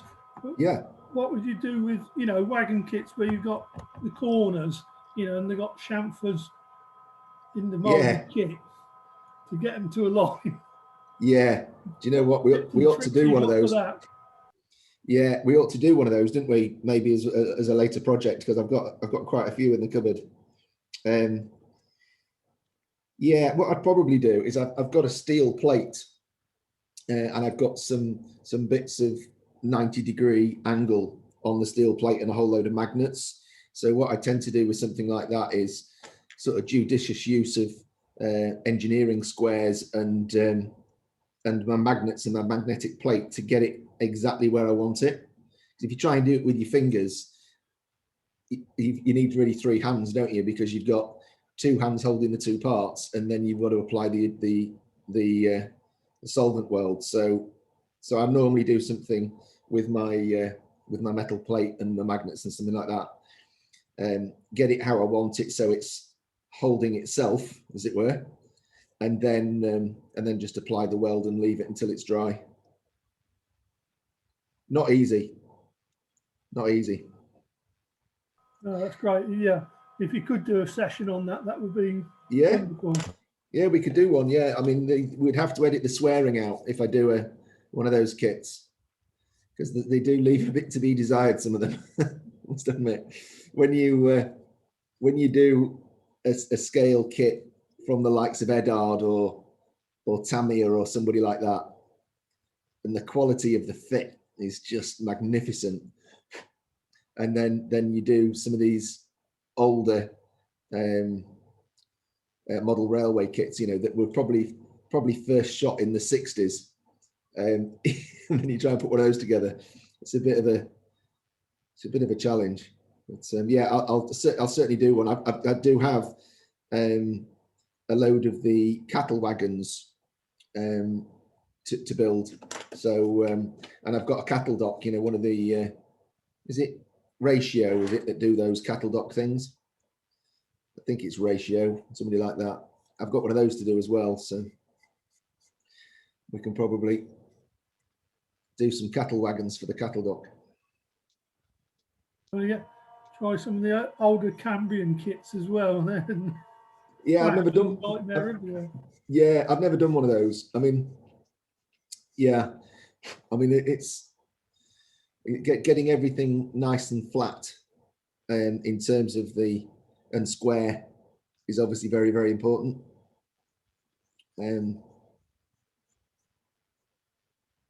But we can have a look at that at some point. Probably want to do something once. I mean, where we are with this, I haven't decided the order of spraying and painting, etc., with this kit yet, but I'll work that out over the next couple of weeks before the next session, and then I'd like to get to a position where we're airbrushing for the next session and doing a bit of construction as well. I've already done a session on airbrushing, so I won't go crazy on it, but and then I can do a bit on how I'm proposing to weather this, and Mick can can chip in and give me some guidance when I'm going off piste.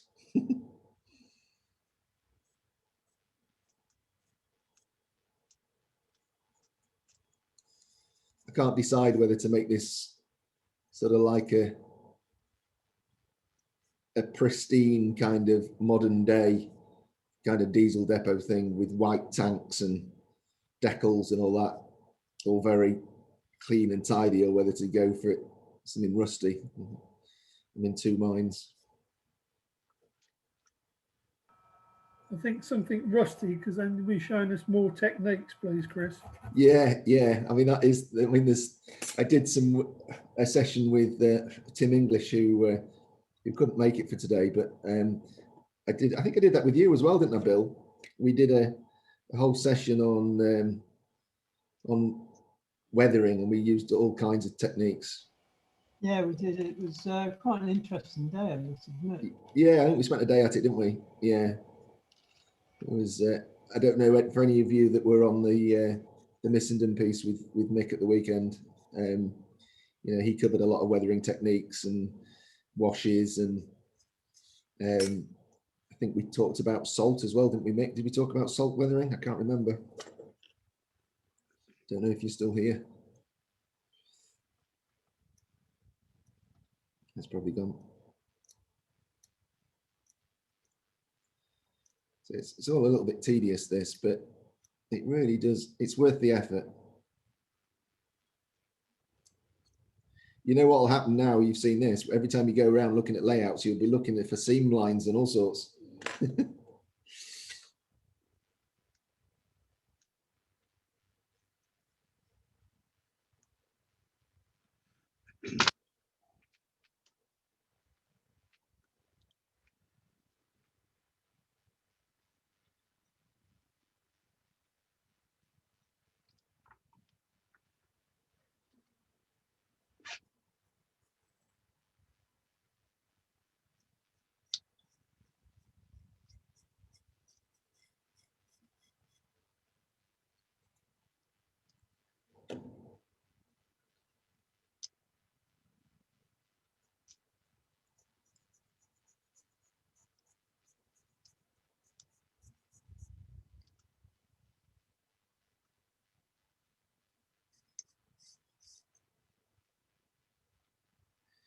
Right, I think that one is nearly done. And again, with small parts, I don't necessarily put a primer on them. So depending on how I decide the finished article is going to look, I may or may not put a primer on these little bits.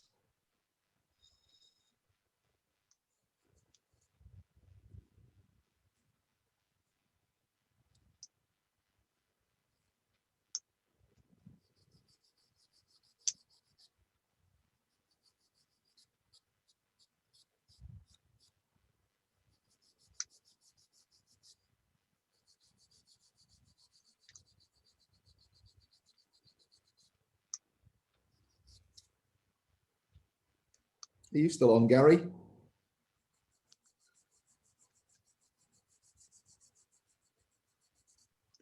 Unmute me. Yeah, I'm still here.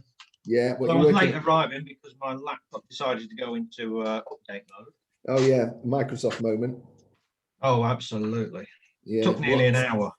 Did it? Oh my God. Well, no, in fact, no, it's just over an hour in the end. That worried me actually.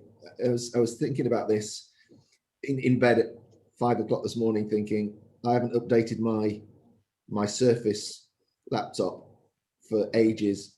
I bet any money it'll want to do it today. Well, the thing is, there was 2 updates in the week as well. It did them, and then all of a sudden, it wants to do another one this morning. I'm thinking, what? Yeah.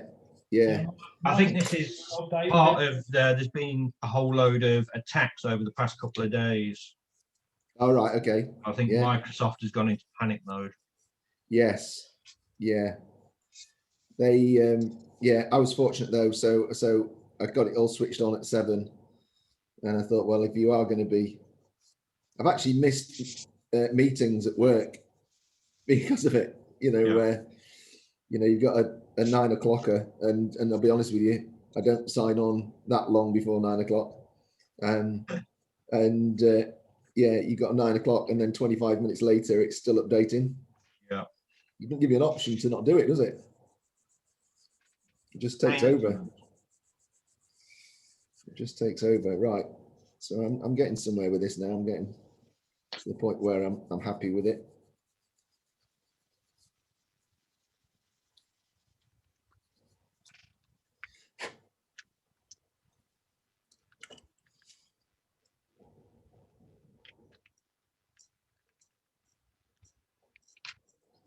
I mean, one thing with anything like this, you know, you just go to the extreme that you feel comfortable with, and you know, none of this is prescriptive. You just do what you want. I tend to go a bit overboard, unfortunately.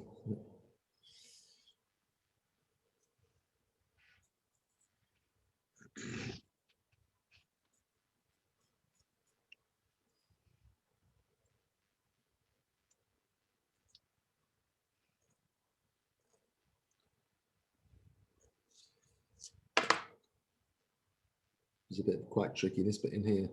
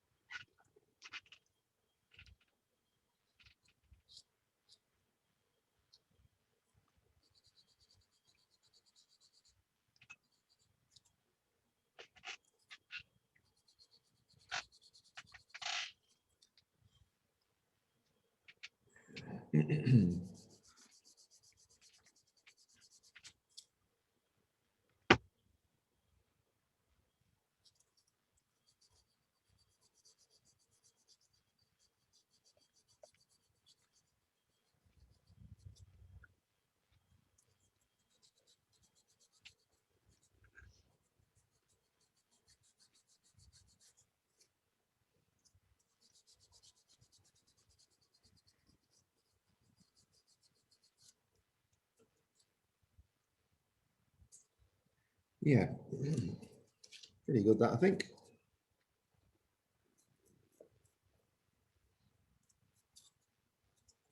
Okay. And unfortunately, you have to do that with every part. So it can become quite tedious. I'm just going to come back to this and just finish this bit of sanding, and then I'm going to stick some Mr. Surfacer on it where those little dots are.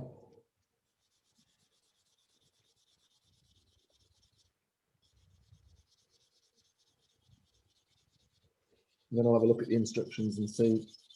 One of the things that you also see in a lot of modern kits is you do parts as like sub-assemblies. So I'll have a quick look. Because this is only a drawing, we can have a look and see whether or not it would be pertinent to do any of the bits as like a sub-assembly, or the stairway and all that kind of stuff. Might be able to start putting that together. Yeah, I'm currently doing the platform, which is the sub-assembly. Is it right? Okay, yeah, might have a look at that. And I mean, that'll be great for weathering that grid, because the techniques that Mick was showing us at the weekend on that grid surface would be perfect for a pin wash. It will really make the detail jump out at you. Quite nicely molded as well.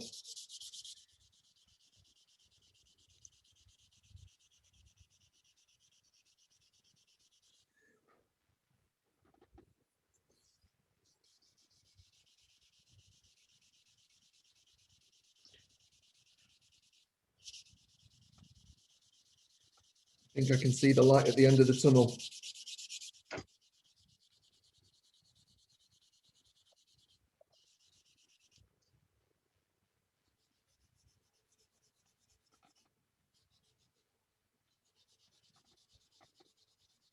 What I'll do then is I'll prime this one up at the next session, because I can move the camera over to where the spray booth is, and then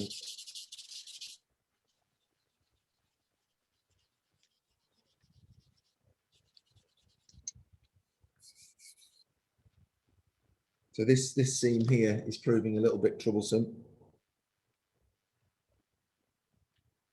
You can see I've been sanding that for quite some time, and I've still got a shiny bit down the middle. So it basically means both sides are high. So I'll give it a few more minutes, and if I lose patience with it, I'll stick some Mr. Surfacer on it.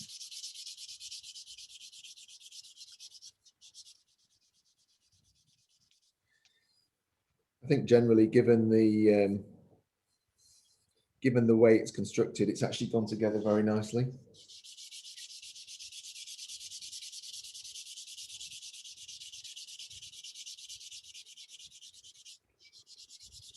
What are you building, Gary? Did I ask you that already?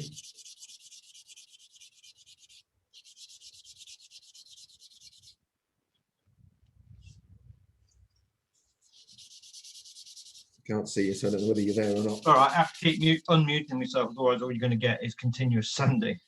Doing the same as you are. I'm doing the barrel. Oh, are you? Oh, excellent. It's What, just I've got mil? the put down version, the kit without all the stand. Right. Oh, right. I thought you're normally card modelling. No. I thought I decided to do this as well as part of an 009 thing. Oh, I see. Yeah, yeah.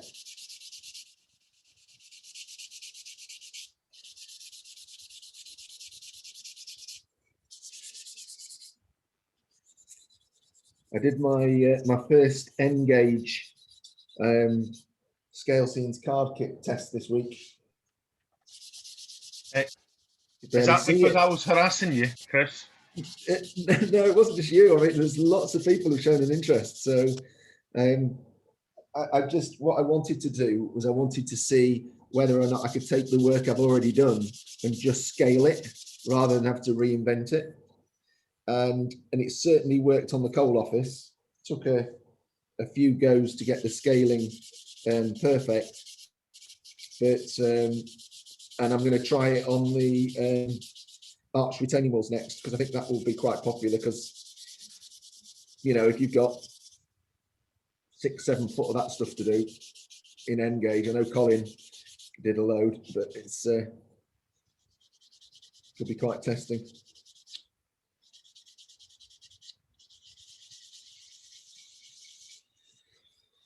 And eventually I'll have a whole load of stuff for you, Chris. Yeah, cool. Like terraced buildings and things like that. So yeah, there's a lot of call outs for anything with windows, shop fronts, hotels. I'm actually going to do the.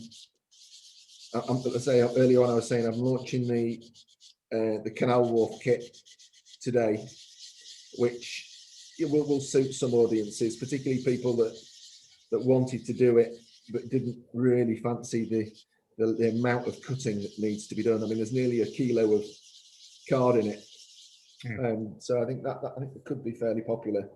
Yeah, if you're limited to space and you haven't got room for a proper layout, those card scenes kits, they're great, aren't they? Yeah, especially if you do them in N-gauge, you can get quite a little layout in 2 or 3 box files. Yeah, he doesn't do an N-gauge version, does he?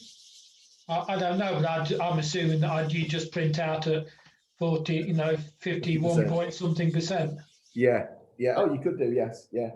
He did say about the N-gauge. He said it was becoming far too difficult.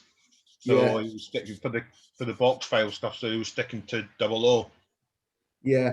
I mean, I was chatting to him the other day about the length of time it takes to produce the kits, and yeah, amazing the amount of stuff that he does to put it all together. It's really impressive.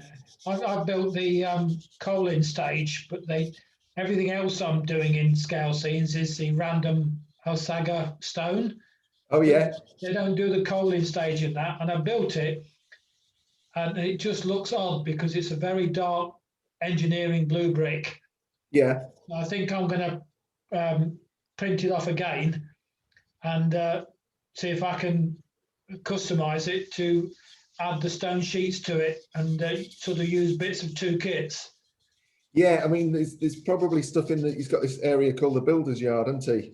Yeah, I've got the blank sheet, you know, the whole A4 sheets of the Alsager stone. Yeah. So sort of one sheet of that will do for wrapping. Then I've just got to cut out all of the things like the arched tops to the windows and the rest of it, just to make it stand out a little more. Yes, yeah. The lintels and stuff like that. Yeah. But I'll have a go. Man of your caliber, Colin. Well, the other thing is, what else am I doing in the daytime anyway, now that I can't go out and do stuff out and about? Most of the in the garden and house are finished, so it's the model railways at the moment. Yeah, can't fault you. No. I'm quite envious, I must admit. Yeah, I don't know when the first exhibition locally is likely to chime in. I'm quite looking forward to going to an exhibition, to be honest. Yeah. I'm assuming if Mike Collins is still on, I'm assuming there'll be one in this time next year for the Syston Model Railway Club at Baronsor or wherever, yes? You're muted, Mike.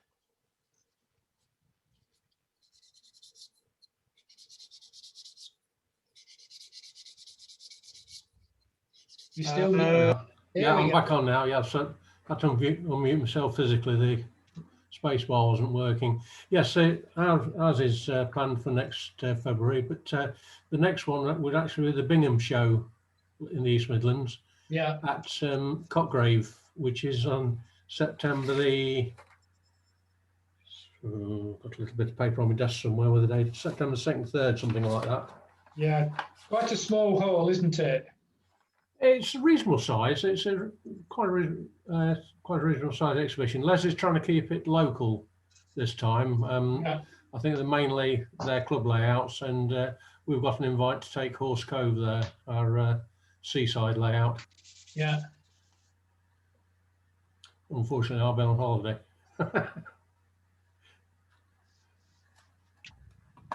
Right. The Gaydon Great British Model Railway Show, that's supposed to be on. That's in October at Gaydon. Whereabouts is that, John? Gaydon. Yeah, I don't know where that is. Museum at Gaydon. Oh, like at the top of the M40. M40, yeah. Yeah. Near Warwick. Yeah, I know it. Yeah. So I've finished this. I think a lot of these exhibitions, you know, we're all feeling our feet really in terms of, you know, we really don't know what we're hoping, but whether these things will come to pass will be very dependent on what happens in the next few months, I guess. Yeah. Yeah. So I've finished the bulk of the sanding with my first sander. I've got a couple of little dots that I called out earlier on, just a couple of little areas that I'm just going to touch in with some Mr. Surfacer. Yeah, that one's fairly deep. I can actually feel that one just here, if you can see it in the light. You'll see it when I put the Mr. Surfacer on anyway. It's pretty potent, this stuff, by the way, so if you are going to be using it a lot, get an extractor on. Or it's not done my brush any a lot of good. You don't put it on with a cocktail stick then? No. You could do, I suppose. But I'm just blobbing it on, just, you know, because it sands off beautifully. So that's quite a hole there, that one. So I've put a bit of a blob on it. Take a bit of time to, probably won't sand this until later on in the day now.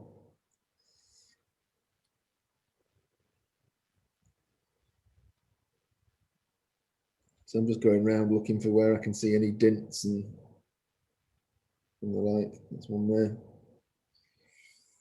And that's where they were connected to the sprue. I remember as a kid when I was building Airfix kits, I used to just rip the pieces off the sprue with, you know, wiggling backwards and forwards until they snapped off. I don't do that now, clearly. The impetuosity of youth. Yeah. Then all the kits have got fingerprints on because I couldn't. Yeah, I just wanted to get hold of them and paint other bits before, you know, no patience, couldn't.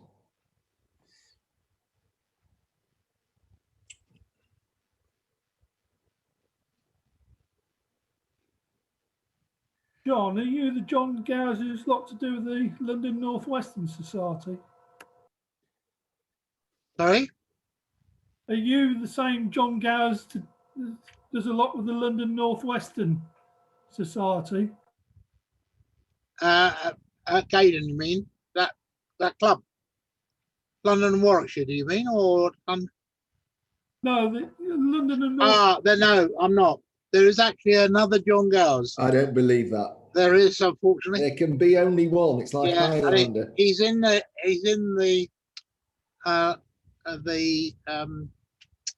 Warwickshire and North Oxford Model Railway Society group. And he's involved with P4, which I think is London Northwestern. I'm trying to think of the name of the layout. But whether it is him you're talking about, I suspect it might be. Yes, it is. Yeah, it is. Yeah, they're modelling P4. I'm trying to think of the name of the layout. God, should know. Pen. Oh, anyway, yeah. So it does cause confusion. In fact, it's been really good because I've been in the club now for probably about 4 years, if you take into the fact that we haven't done anything for the last year. We have a T rotor, and unfortunately nobody cottoned on to the fact, and then we all take it in turns, but nobody cottoned on for the fact that John Gowers kept doing the T rotor every time he came round, and so he was doing my turns as well as his. So now I've confessed that, no doubt he'll have a look at that.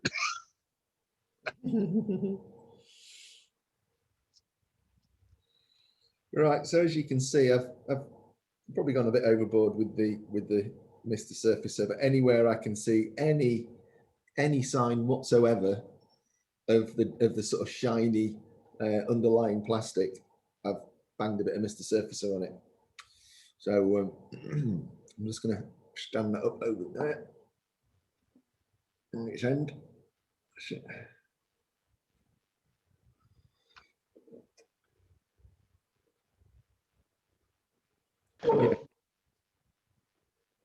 Very potent stuff, that proper stinks. Oh dear, I see. Got a bit of a disaster going on here, guys. Just bear with me. Shouldn't have used a plastic cup to hold cellulose thinners because it's now done its magic on it and dissolved the cup. Well, that answers the question I was going to ask. What's the solvent? But you say cellulose thinners, Chris, yeah? Yeah, that's what I used in that instance, but it's a lacquer base, so a lacquer base thinner would work. Yeah, I can't find my glass jars. I've got a whole load of those little glass jars, and just for that job of when I'm putting solvents in to clean stuff out. Oh, those miniature jam pots you get in the cafes whenever they're open. Yeah, they're really useful. I can't find them, so I'm going to have to go. I'm going to have to upscale. Go to a trusty old beetroot jar. I think this is a bit excessive, don't you? Given that I only want to put a teaspoon of. Yeah, don't do what I do and dip your brush in your glass of milk, though, will you? No, I've done that before. Many times. Take some skill, that does, Cole. Yeah. God, this stuff stinks.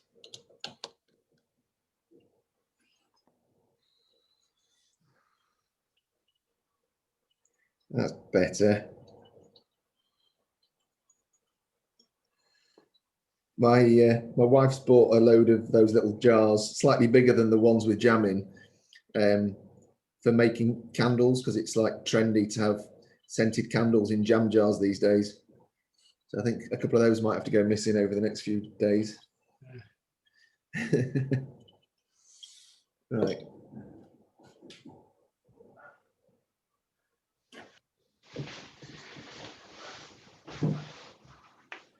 I must admit, Chris, those pro markers that you recommended for doing the scale seeds kits, once you start building lots and lots of different coloured ones, they really come into their own, don't they? They're really good, aren't they? That's call out to Harry Fielding. Yeah. That was I did a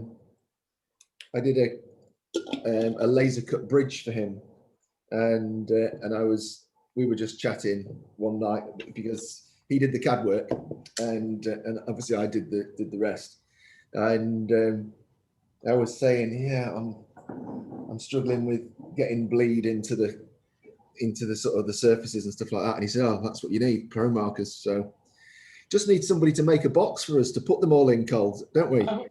I've got one. Oh, have you? What, the one it came in? No, just a minute. I mean, I've got it. It'll be in my photos somewhere. I'll post it in chat. Just a second. All right. Okay. Yeah, some of us have got them on order for been some time now. Yes, I'd heard that, John. Yeah, I'd got mine on order, but nothing came for weeks, so I ended up making my own. It's a good job I've got nothing else to do, isn't it? Yeah, way too much free time. Mm.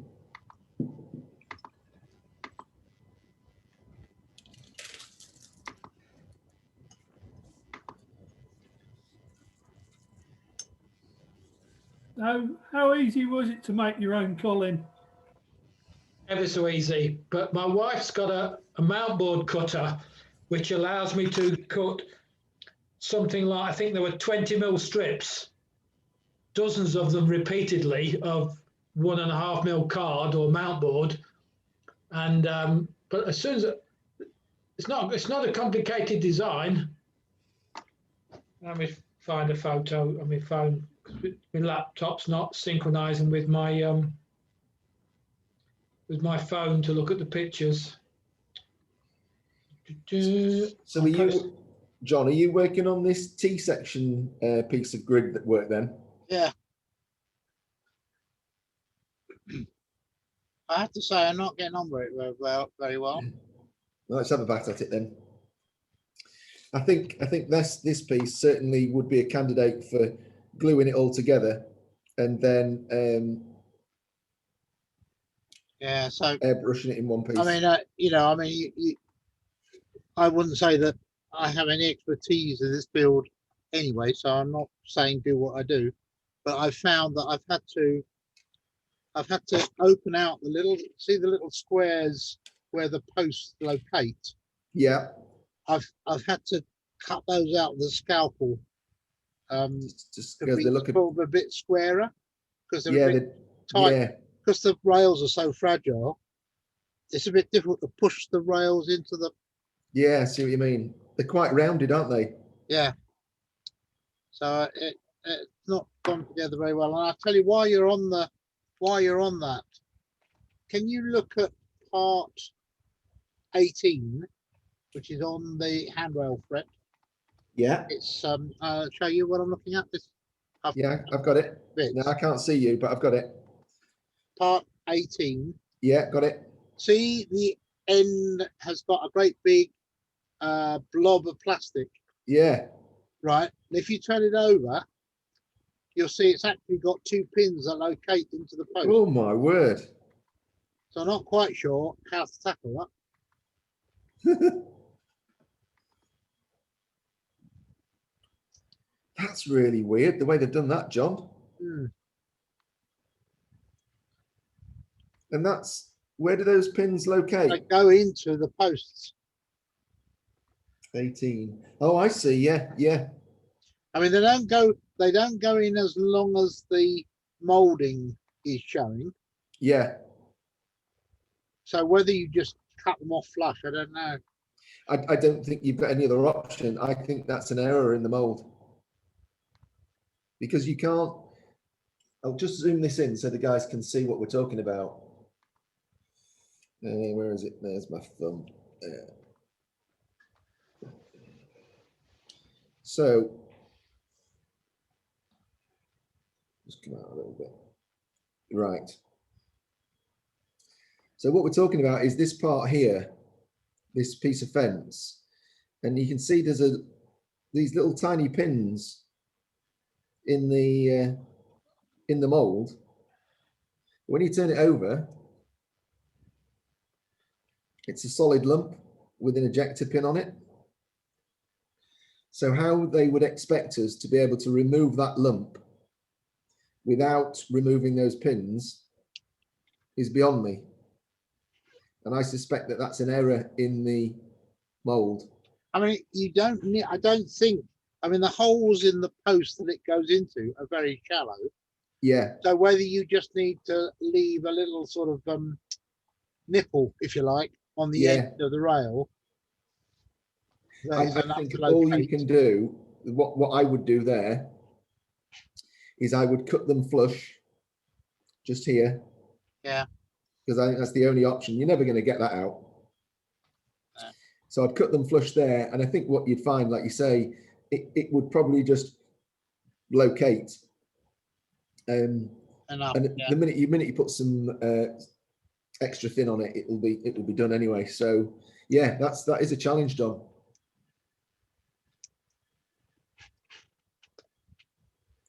You're not wrong there, sir.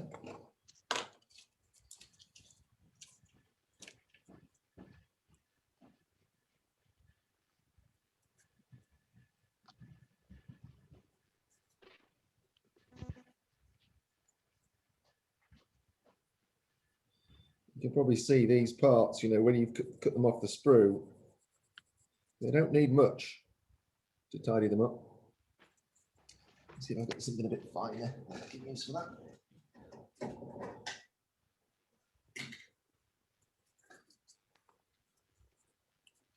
Yeah, that's better.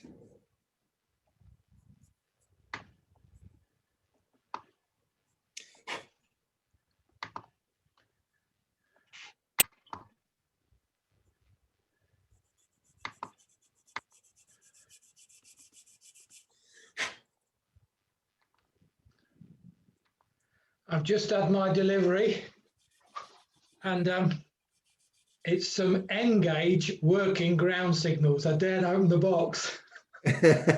Don't open it over any carpet. I know, not in the carpeted room. Where do they come from? Train Tech? CR signals. Oh, yes, I know them.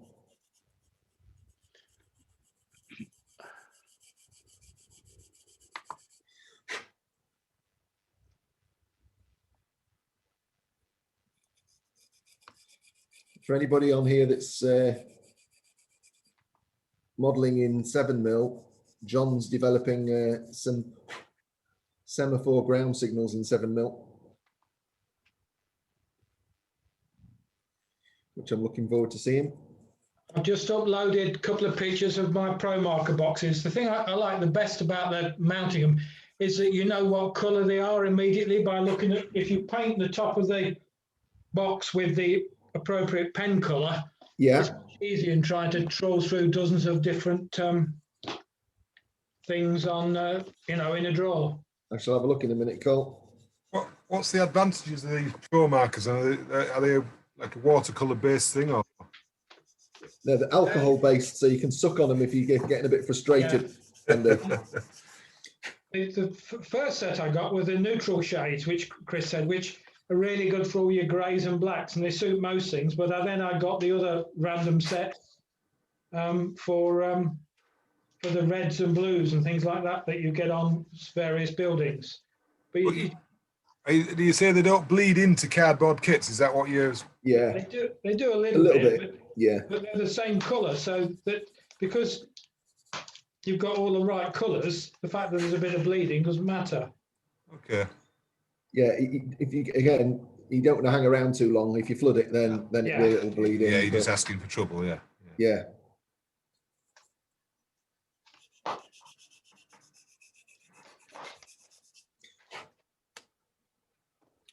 Right, so that's that bit then. So I'm going to need that part 18 at some point then, aren't I, John? Sorry? I'm going to need part 18 at some point. Yeah, you will, yeah. I think I'll start with part 15 with the big long stretch. Yeah, I started with 15. Yeah. I thought that was the best one. Which is this nasty one here that's absolutely covered in flash down the back here. I'm impressed. In the box with the signals, I've got a pen with the touch end for your phone and a bag of Haribo Goldie Bears. What's with that, Golf? He's got a sense of humour. I still haven't found the signals. I found the invoice. And no, there they are. Yeah, the signals are extra. You've just eaten one of the signals when you weren't paying attention.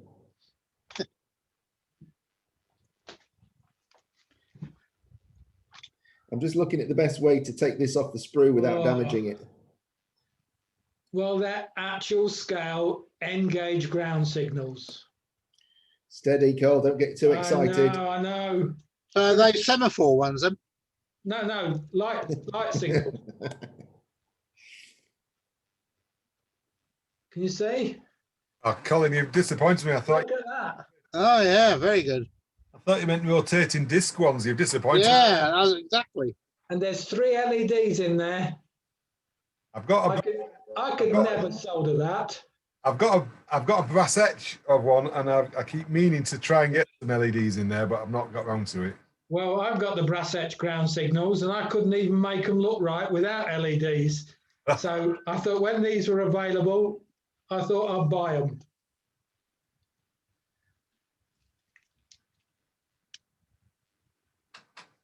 So.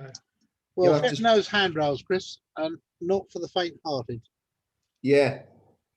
Well, I'm just taking a slightly different approach with the way I'm removing this off the sprue, because obviously I talked about sprue cutters and various other bits and pieces last week, but I'm actually releasing these from the sprue with a knife because... Yeah, I mean, the other way that I've done it, I haven't done it on this occasion, but I've used a little circular saw in a handrail. So you actually, because you don't put any sideways pressure on the sprue. Yes. As you're cutting it.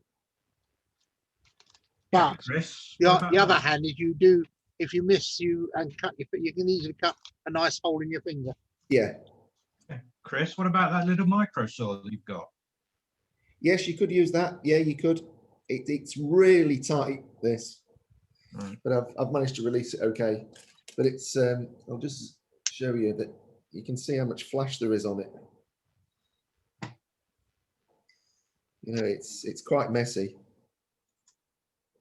But so I'm just going to run the... I don't think that's particularly sharp, that blade. Let's see if I've got a new blade.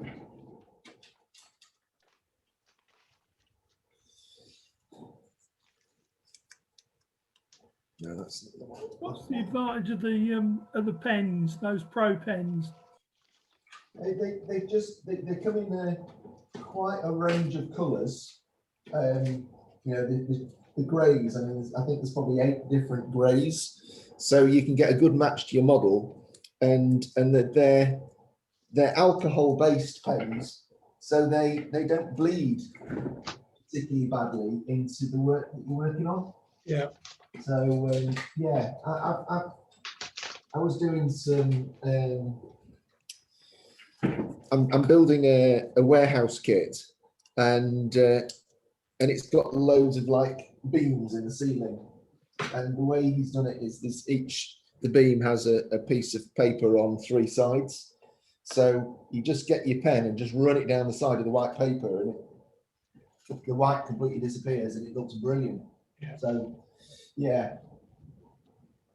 If you look at the photo I've uploaded, is it photo 2, I think? It's got the neutral colour set at the bottom, and then it's got colour set 1 and colour set 2 on the next 2 rows. And pretty much from those sets, there aren't many colours that you can't match, and you also get a couple of blender pens which have no colour. Which, if you want to change or mark up the front of a building, you can use that, and then use a blender pen to like smear it in and cover it in. I bet you could do some rudimentary weathering with them as well, Cole. Yeah, I've done that on a couple of buildings where, on one particular building, I got nearly to the end of the sheet and it ran out of ink, and one of the sheets was a bit wishy-washy.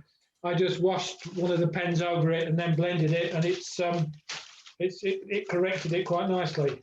Yeah, sounds good. Sounds really good. What was I going to say? Can't remember. Can't be very important.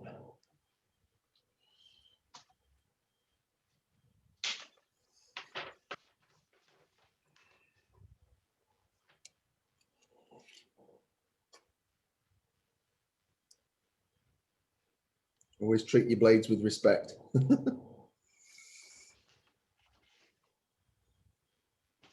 That way you don't lose any fingers. So what I'm going to just try and do here is just get rid of some of this flash just by gently running a blade along it. Because did your rail have a load of flash on it, John? Yeah. I just scorked it. Not as much as you've got.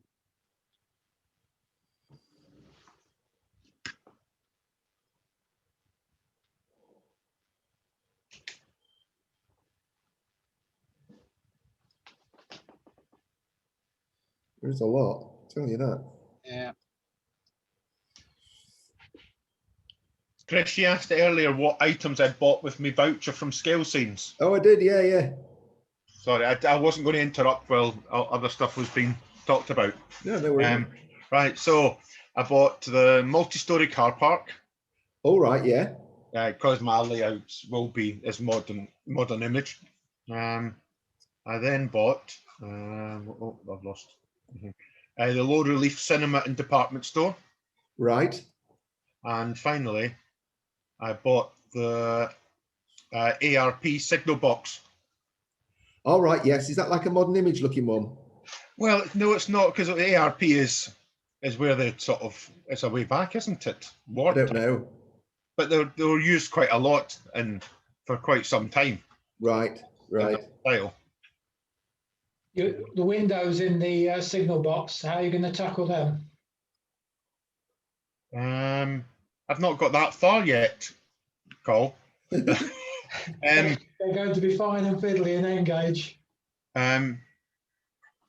And the thing is, I do actually have a cutter, a silhouette portrait, but I'm struggling at the moment because it wants to cut things slightly offset. So there's been much expletives at it. So at this moment in time, it's been unplugged and is sat there collecting dust. I was talking about this earlier, Alistair. What, the offset thing? No, well, I was talking about my silhouette cutter. All right. And because I think might have been Paul was asking me what I thought to it, and it's a game of two halves from my perspective. But is it offset all over the place, or is it just in one area of the cut? Yes, but because I followed the thing that said about how to reset it. How to calibrate it, yeah. Yes, I had to calibrate it, and it made no difference, you know. Did it? No, and maybe I need to try it again. Maybe I was having one of those days where nothing goes right. And I've had that quite a number of times. When I was thinking, why is things not printing on my 3D printer? Why? Nothing's printing up. Nothing's attaching to it. Well, yes, it helps if you put the flex plate back onto the magnetic sheet before trying to print. Every day a school day, mate. Every day. Yeah. Yeah, I mean, but no, the cutter has been helpful in the past. Yeah. But it's just, you know, when you go through a phase of it, just you spend a lot of effort and it just doesn't cut the right way. You get to a point where you say, I think I'll just leave this just now before I get too frustrated by it. Yeah, I know what you mean. Mine's got a mechanical issue on mine, because it cuts perfectly in the top left, and it runs out by about 0.5 mil on the bottom right. All right. Oh. Consistently does that. So is it stretched? You think the belt for the? I really don't know. I don't know. I'm thinking it's not the belt, because if it was, I think that would affect pretty much everything. I'm thinking more that it's gone out a square. Right. Okay. So I'm almost getting like a parallelogram rather than a square. And I think I could probably prove that if I just cut a large square, I think and then measured it, I think you'd find that yeah, it wasn't actually square. So I'm contemplating getting a Cameo 4. Is that the new one? Yeah, because it has a different mechanism for applying the weight on the cutter. So it'll cut, I think it's 1 kilogram or maybe 1.5 kilograms on the head, which is a different ball game. I wouldn't obviously cut anything thick with it anyway, because I would do it with my laser. But yes, yeah. But I would like to be able to effectively do the you know, the windows are okay, they're absolutely fine, because I can do those, and it doesn't matter if it goes out of true, because you still end up with a window, it's just in a different place. But it's when you're doing a print and cut that it doesn't work properly. Yes, yeah. So yeah. If your windows are just plain white, can you not get away with it, Alistair? Sorry, say that again, Cole. Sorry. If the windows are plain white, yeah, it doesn't matter about a bit of drift, does it? No, it doesn't. But what I've been doing is, in the past, I've spent the time with Silhouette Designer and actually brought in the PDF from ScaleScene and actually made all the cut lines for it. So I've been cutting the whole file, so it can be attached already cut. And the problem is, if you get the drift on it, you know, it's like the angles for the roof and things like that, it then it's not cutting true. So it wasn't just for the windows. When I've been using it for everything. Okay, yeah. Project. So I might need to. It's, as I say, it's one of those things where things are just not going right, and you think, no, I'll just leave it just now. So maybe when I get some spare time. Yeah. I'll have another look at it. I don't think they're cheap cutters, aren't they? I mean, it helped me with my learning curve. So, but yeah, I think I probably need something. I need something that I can trust, and it's just wasting, because I use self-adhesive paper for the cover layers. It's not the cheapest way of doing things, and you know, I'm wasting quite a lot. So I've backed off a little bit. Yeah, that's the same as me. That's what I was using, adhesive, and spraying them with varnish, to protect them. Yeah. But yeah, I'd gone through so many. You know, I'd done a whole load, and I'd already stuck them onto slight card. So I went, oh God, you know. But what I did find is this printer I can get through. Slight thin card, I can actually get through it. It's only the thick card. Yeah. So I can actually print straight onto white card. Yes. But even at that, you know, if you keep on doing that and it doesn't cut through, then you're just wasting absolutely not just the ink, but the paper, the card as well. Yeah. No, absolutely. No, you're right. It's yeah. So I've kind of backed off from using that, but as I say, I'm still using it for the windows, because the windows I'm cutting out a 10 thou plastic card, and yeah, it doesn't require any registration marks or anything. You just cut it. Alistair, which card cutter are you using? I'm using a Silhouette Portrait 2. Oh, okay, so the Cameo 4 is an improvement on that, is it? Well, that's the first time I'd heard about the new one. It could be. Chris, did you say it's a completely different mechanism? Yeah, it's a different beast. Yeah, it's probably twice the price, but it can deliver I think it's sort of in the region of a kilo of weight behind the blade, which you know you're going to need if you want to try and cut sort of 2mm card with it. Even then, I mean, it depends what blade you're using. Probably wouldn't be my choice. But I was looking at the website a few weeks back, and I'm pondering on whether or not to go ahead with it. But there are actually 3 different sizes of the Cameo Pro. There's essentially a 12-inch square, 15-inch square, and I think it's 20 or 24-inch square. Yeah, that's big. The middle one's about just under 500 quid, I think. So it's a bit of a chunk to push out for if you're not going to use it quite a lot. Yeah, I'm pretty sure it's more than a kilogram pressure, and the claim up to 3 mil of card. It's right. one of the composite cards that they were talking about a lot, and I thought that looks like good stuff because it's hard enough to retain its shape, but soft enough to be able to cut. Yes. However, that's still a project. That's still a project that's under consideration. Yeah, I mean, I use for my 2mm construction and for the laser cut kits that I do, I use Finboard, which is a reconstituted wooden pulp, which is sort of pressed into sort of 2mm flats. Yeah, Chris, that sounds like the stuff that was mentioned on one of the comments on the website, which I was looking at. I can't remember what's happened to it at the moment. It'll take me too long to find just now. Yeah, and that's beautiful, that stuff. I mean, it cuts with the laser really nice. It cuts with the knife really nice, and you can sand it.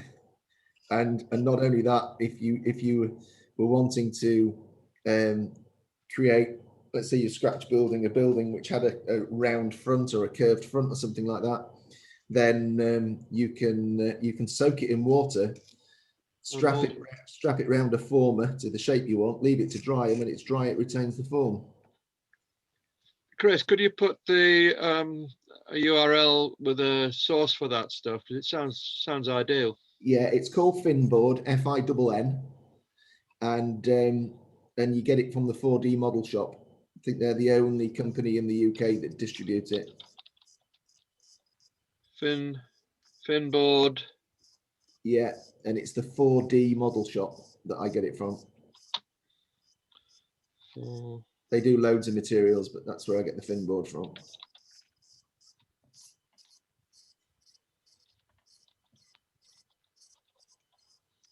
Yeah, thanks for that, Chris. I'm having a spot of bother at the moment. I managed to drop something on my keyboard and broke the D key, which I've removed for repair. So I'm having to use a screwdriver to get the tape to type the D's.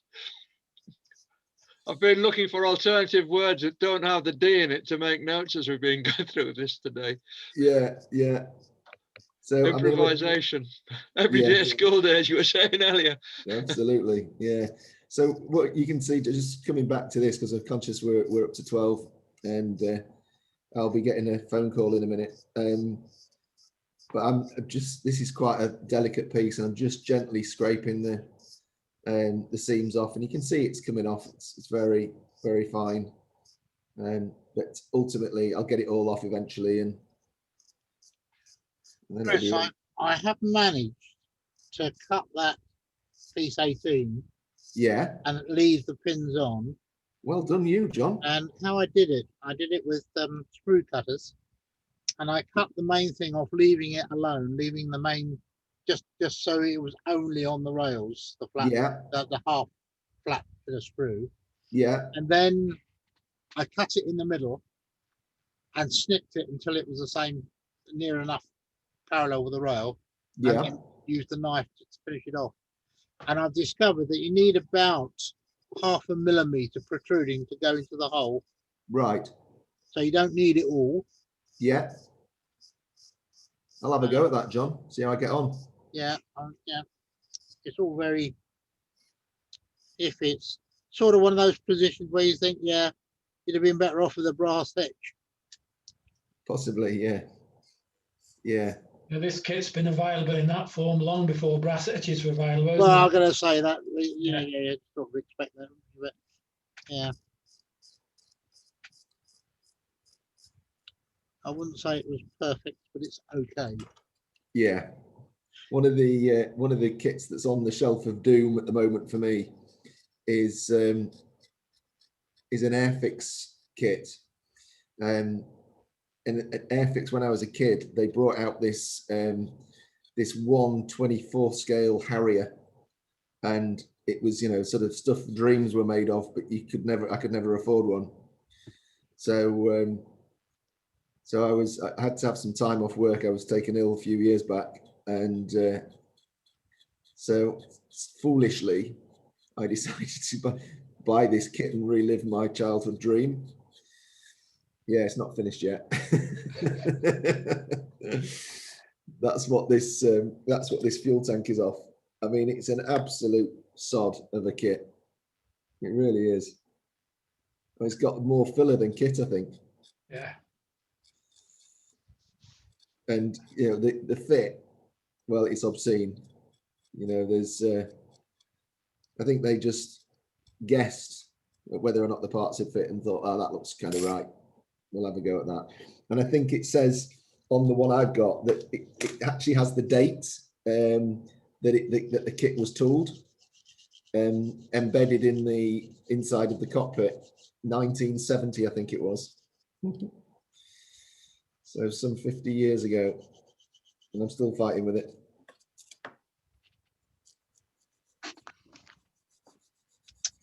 Nine, 1970, the Harrier wasn't even in RAF service at that point, I don't think. Was it not? Oh, I might be wrong then. I thought it was 70, but it's the fuselage halves are together now, so I can't go and have a look.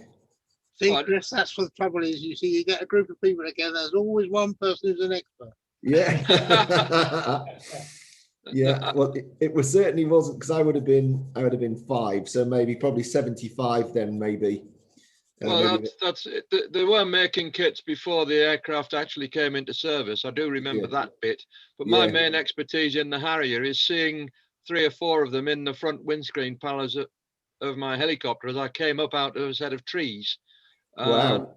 So we had a technique there. You got to the tree height, stuck your head just above the tree height, and had a look around before you went any higher. Wow. It was a bit of a dangerous exercise, that one. Yeah, sounds Not like that anybody died, but it yeah, exciting though. Yeah, Happy days. Yeah, absolutely. Were you in the RAF then? Yeah, yes, I was in the RAF for 33 years. I retired 20 years ago. Wow. It only seems like about 5 minutes. Yeah. Amazing, really. In fact, I've been out of the Air Force almost longer than I was in it. And you were flying helicopters, yeah? Yeah, various types from 1968 onwards. Right. What sort of helicopters? Sioux, Whirlwind, Wessex, Wessex, 205, wow. Bell 205, Jet Ranger. What else was there? Oh, Gazelle. Yeah. I was on the Gazelle for a while. I did the instructor course on the Gazelle. Wow. So I've flown a Schweitzer 300. All right, tiny little thing. Yeah. Oh, yeah, I flew a crop sprayer for a little while I was getting a license and learning how to do it. Yeah. And the company that I was going to work for had 3. 2 of them were being flown by a pair of New Zealanders, and I was about to start working to occasionally fly the 4th. Unfortunately, one of the New Zealanders rolled one of them up in a field, and that was my job out through the window. Oh, blimey. So that was, mind you, that was back in the mid 80s. Yeah. So yeah. I looked, a Wessex flew over the house one day, and I said, right, bugger this, I'm going back to that. Yeah. And I was quite fortunate that they snapped my hand off, and I was it took 3 months for the police to make sure I hadn't been a naughty boy in the meanwhile. Yes. Yeah. I bet. So I actually did 2 periods of service. 2 stints. Yeah. Yeah. Yeah. Happy days. I got to about 12 hours in the Schweitzer, and then ran out of money. Yeah, it's an expensive business. The way to do it is to get Auntie Betty to pay for your flying. Yeah, absolutely. I was too old by then. I'm trying to think. I was in my 30s. I might have even been in my 40s when I was doing it. But when business was booming, it was. I don't know whether the RAF is still doing it, but when my son expressed an interest on the website for the RAF, when they sent the information pack through, there was a airfix kit of the what is it? What's the red aircraft? The NAT, is it the trainer aircraft? Yeah, it's a Hawk. Hawk, sorry. Yeah. What sent a kit? It says that if you fancy repairing these, why not have a go at a model first? So we got that free of charge from the RAF. Oh, that's pretty neat. Yeah. When I went for my selection, I thought I'd put my foot in it, because they said, "Well, look, your background, you're obviously mechanically minded. You know, how do you fancy a couple of years as ground crew if you don't get air crew?" And I said, if I can't fly airplanes, I don't want to have anything whatsoever to do with them. And then I thought, oops, that might have been a mistake to be that dogmatic about it. And then afterwards I thought, well, actually, maybe not. Maybe that's what they were looking for, someone who was determined that they were going to actually get through the courses. Yeah, absolutely. But it was a hard time. Yeah, I found it so. Yeah. It's not so much pulling an airplane around, which is actually fairly easy. It's learning and knowing all the other things about what to do if things start to go wrong or look as if they're going wrong. Yeah. Anyway, I think I should close the hangar doors, otherwise I'll be hogging the conversation here. Yes, it's interesting. We'll catch up more on it, Les. I love it. I got when I was an engineer, I was working on RAF Coningsby, and we were recabling the simulator building. So every night for 2 weeks, we got invited to go and fly the F4 simulator. That was just like a dream come true. That was great fun. Anyway, guys, so what time are we? We're 10 past 12, so we've overrun a little bit. And does anybody have any questions, any feedback?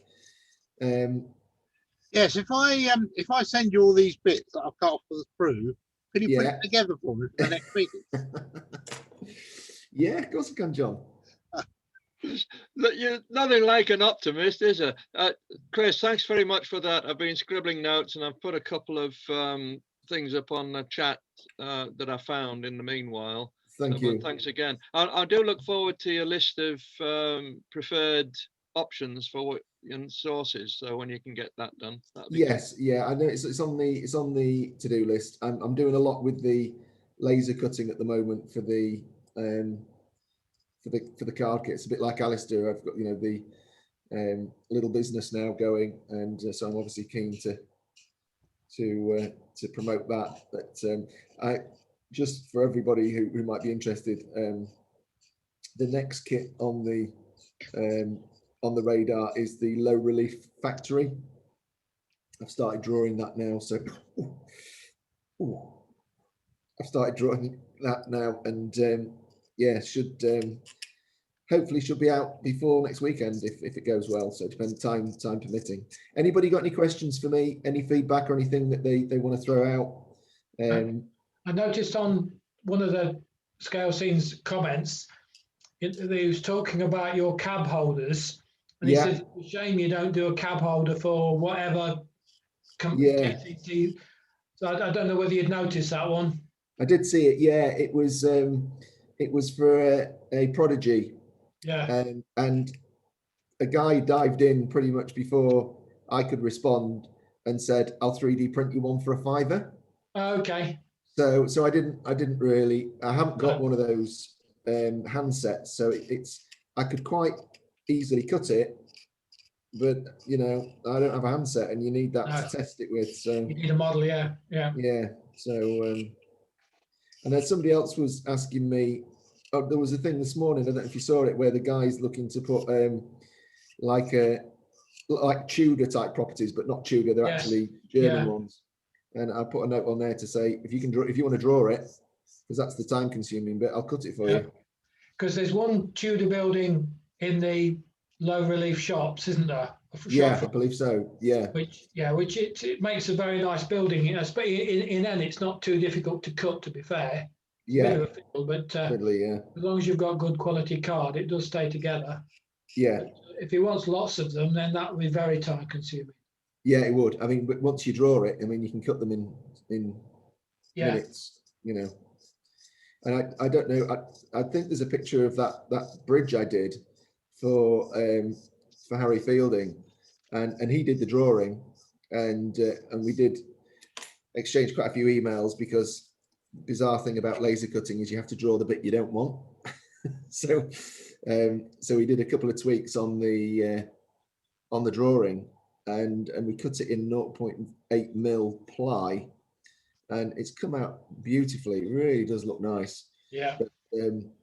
But, like I say, he did the drawing, and that's the time consuming bit, the actual cutting. If the drawing is any good, then you can produce the product very quickly. Yeah. So any more for any more? I mean, I'm hanging around for a bit until I get summoned, because I'm quite enjoying building this kit. Would that bridge be a potential kit? No, I don't think it would. No, it's because it was a custom build for somebody, and it was a particular footbridge, a prototype. We took off a prototype, so it's not generic in any way.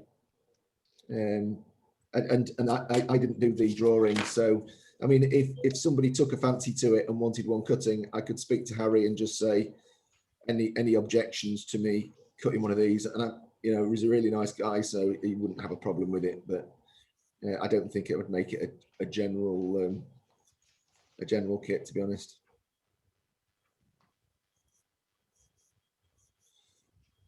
Go on, Chris will get round to your do your bits after he's finished the area. All right. Yeah. Could be a while. I'll show you it at some point. It's horrible. And when he's built it for you, John, he'll send you his bill. Yeah.